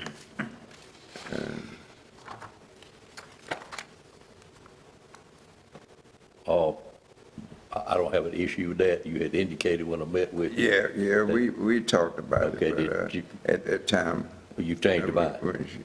Yeah, I've changed my mind. Okay. I'll update the list. I don't have any issue with that. Neither do I. Of course, now Commissioner Harrington, I guess, would be the reporting member from that committee. Right. Well, it's been 2 commissioners Well, I on understand. that I understand. committee. On a lot of our committees, we have more than one commissioner, but typically, when we have our mid-month reviews, then there is a commissioner that is responsible for reporting. Yeah, Commissioner Harrington would be responsible for the report. Okay. Other comments? I think Ms. Wilkins had a comment. Ms. Wilkins? Commissioner No, Wilkins? you answered. I was going to ask, it has Commissioner Marvin Arrington on the Juvenile Crime Convention Council, so you answered that. I just, So for purposes of, again, clarification for the board, put this list out and by commissioner, indicate who is the reporting individual when you've got multiple committees or committees with multiple commissioners. Okay, Okay, so we'll know who the reporting individual is, so we'll do that. okay? And I'll get with you and we'll talk about public safety. Sue, I appreciate you being involved in that discussion initially. All right, any other discussion on appointments? Thank you. All right, thank you, Ms. Fuller. Appreciate it very much. All right, we're moving on to the agenda item 24, the calendar. I think everyone's probably seen the calendar. Call on the county manager. That's correct. The calendar for the 2025 meeting dates for the Nash County Board of Commissioners was presented, and it's in your packet.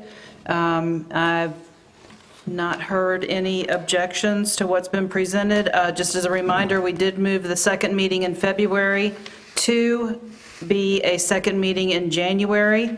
However, with the Martin Luther King Jr. holiday, Monday, January 20th is not an option, so that meeting is set for Tuesday, January the 21st. Is that what's on here? Yeah. Yes. In your agenda is the current schedule. Is there any comments, concerns about the calendar? just Commissioner a Wood. note, and I already reviewed this with the county manager. I just want everybody to realize December's meeting is not the first Monday. It is going to be the second Monday because of the holiday, right? Correct. And I will just say for the record, for you all to have this knowledge, next year is fine for us to do that, actually, because it's an odd year. But in general statute, every even year, when there's an election that's been held, we, by general statute, have to have our December meeting on the first Monday in December. So we'll get a little break away from the Thanksgiving holiday in our odd number years, but our even number years, we will stick with that first Monday in December. So December the 8th is the date. It is. Okay. Any other comments or discussion? Okay, hearing none, is there a motion to accept the calendar as presented in the agenda? Motion to accept. Commissioner Wilkins made the motion. Is there a second? Second. Commissioner Leggett makes the second. Any further discussion? Hearing none, all in favor indicate by saying yes. Yes. Opposed, no. Motion carries. All right, we're moving now to commissioner comments. Any commissioner have any comments today? Commissioner Leggett? Mr. Chairman, thank you. I'll just start with you and we'll just see if there's any this way. Okay, thank you very much. First, I'd just like to take this opportunity to express my appreciation to the citizens of District 4 for their vote of confidence in me by re-electing me to District 4 representative to this board. I am humbled by their support and take this responsibility seriously to represent their values and interests to our local government. I will continue to work to be fair in my outlook and to be fiscally responsible. I would also like to take this chance to say thank you to my board in their vote of confidence as well, and I say thank you. I will work to be steady and dependable and assist our new board chair in leading this group of commissioners. I do enjoy serving on our board with each of you and have the utmost respect for everyone here. Thank you. Thank you, Commissioner Leggett. Commissioner Wilkins, do you have any comments? Commissioner Howell? Yes, sir, please. Just want to take a moment here, and I thought about this a little bit, and so I just want to take time just to read this if I can. I normally don't like to read, but I just want to make sure I do this properly. I'm beyond humbled and blessed to serve alongside these dedicated commissioners to move our county forward. I would like to extend a special thank you to all those that joined us today, especially those that supported me from District 3, and a special thank you to North Carolina Supreme Court Chief Justice Paul Newby for administering the oath of office. As you know, I've always worked hard to support my family, my friends, church, and community, and I'm honored and humbled now to represent you as a commissioner for the constituents in District 3 and all citizens in Nash County. When faced with decisions, I'll be open-minded, transparent, I'll consider all stakeholders and make decisions with integrity and thoughtfulness. I will strive to be a physically conservative steward of our resources and a strong advocate for our county employees. As Nash County continues to experience change and growth, it's important for our county to foster a workplace, a culture that embraces transparency and respect. When employees have confidence in their colleagues and leaders, it promotes growth, it empowers our employees, and increases retention. I look forward to working alongside my fellow commissioners and our excellent county staff to move Nash County forward. Thank you. Thank you, Commissioner Howell. Commissioner Arrington, you have any comments? Commissioner Davis? I'll just continue, if I may, Mr. Chairman, doing a little housing report. Please do. Each month, and we did have quite a slowdown in November, which it is the end of the year, and builders try to wrap up things, but we had a great month with commercial permits, a total of about $22 million worth. A large portion of that was, of course, up at the Universal Leaf site where we have the industry that we landed a couple of years ago doing a major expansion. That permit was pulled, which equaled about $18 million for the dog treat operation we have up there. We had a total of 25 residential permits pulled. In that group was 19 stick-built homes and 6 manufactured homes. They were pulled by a total of 17 different builders, so very few multiple permits were pulled, and quite a few of our Nash County builders pulling those permits. So the national home builders have slowed down quite a bit here at the end of the year. But it's still a good month and much higher than what we were seeing some time ago. And glad to see the large investments in the commercial side of it as well, a total of $22 million. I do want to take this occasion to thank my fellow board members and staff for supporting me during the time I served as chair. I did ask to take a break from that. It is a difficult job sometimes, and I appreciate the new people that were elected. I enjoyed doing that, did it for quite a long time, a total of 11 out of 22 years if my math is right.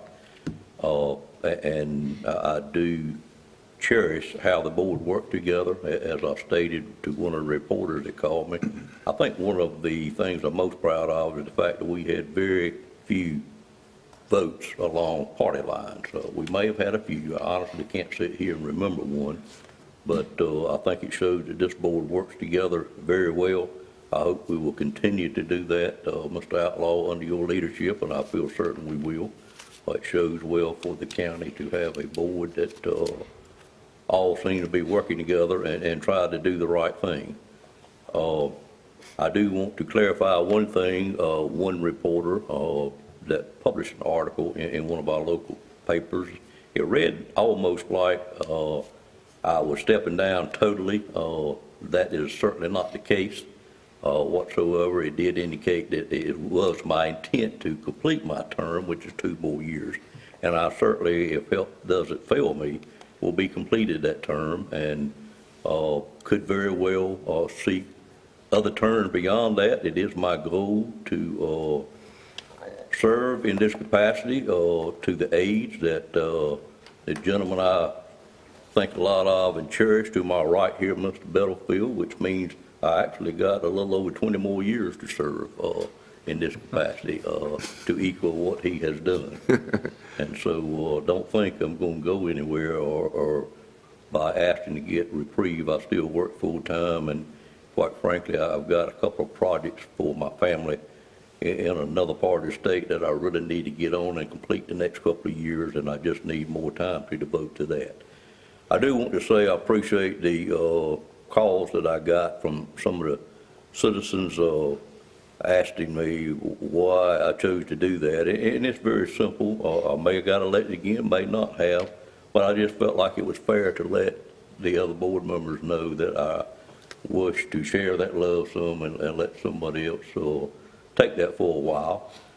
And I had many calls about that, and one of them from a city council person last night that I do cherish for getting that call. Odd, and I won't name any names, but anyway.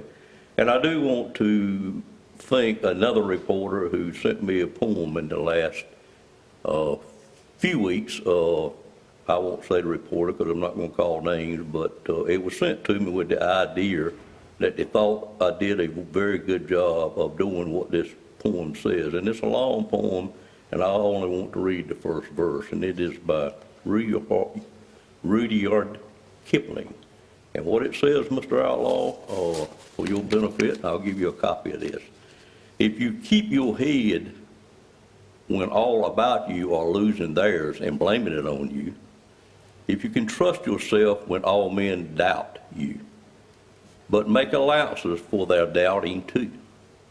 If you can wait and not be tired by waiting or being lied about, just don't deal in lies. Or been hated, don't give away to hating. But yet, don't look too good nor talk too wise. I appreciate the person that sent me that and given that as an indication that they thought I had done well with what that poem says, and I'll pass it on to you, sir. And thank you. Mr. Belfield, you have any comments? Oh, I just want to say that I welcome a new member, Freddie Howell, to the board, and I'm sure we all work together like Commissioner Davis has mentioned, and I think I have the longest tenure on this board. I mean, 26 years this month. You make 26 years. And I've had people to say to me, both white and black, that you need to stay on the board. I don't know. It depends on health. But I just think it's when you're ahead, sometimes it's time to go. But I'm not making any announcement now. I do know that there are 2 other people out there that are interested in this seat, and they have already started working, hoping that I would not seek re-election. But I would like to go out ahead rather than rather than the people put me out. So I'm not making an announcement that I would not seek re-election. I don't know what the future may hold. And also, even if I don't seek re-election, I would still be in support of this Nash County Board of Commissioners in any way I can help. And I'll say to all, have a happy Christmas, if I don't get to see you personally anymore before then. And don't forget that there's a man that's in charge of us all, and that's our Lord and Savior Jesus Christ. And as we celebrate the holiday, don't forget him. Thank you, Mr. Belfield. Well said. Okay, no other comments, I'd call on the manager for her report. Thank you. Just have a couple of, talk about some dates that will be closed. Offices will be closed on Tuesday, Wednesday, and Thursday, December 24th, 25th, and 26th, in observance of the Christmas holiday. Offices will also be closed on Wednesday, January the 1st, in recognition of the New Year holiday. And just a note for the board and the public that keeps an eye out for the agenda, the January agenda, we plan to send that out on Tuesday, December the 31st to our board. And then we'll be off on on January the 1st. And then we'll get it out to the Sunshine List and have it published to our website on Thursday, January the 2nd. So just keep an eye on that. And then at our second meeting in January, we just talked about that with the adoption of the calendar. That is the Tuesday, January the 21st. We are planning to have our board picture taken that day, and we have that scheduled at 1 p.m. So if the board could plan on being here at 1 on Tuesday, January the 21st, to have our board picture taken just prior to the meeting that afternoon at 1:30. And that's all I have. Would you just slip out an email on that, just as a I will. reminder to everybody? Absolutely. Okay. All right, in a few minutes, we're going into closed session for matters of economic development, attorney-client privilege, and a personnel matter. Do you know of any action that may come out of that? There's a possibility we may have to take some action. So we may have something coming out of closed session to vote on. Okay. All right. Is there a motion to go into closed session? So moved. Commissioner Wilkins, is there a second? Nobody? Second. Commissioner Leggett made the second first. Got a motion and a second. Assume no discussion, so all in favor indicate by saying yes. Yes. Opposed, no. We're now in closed session.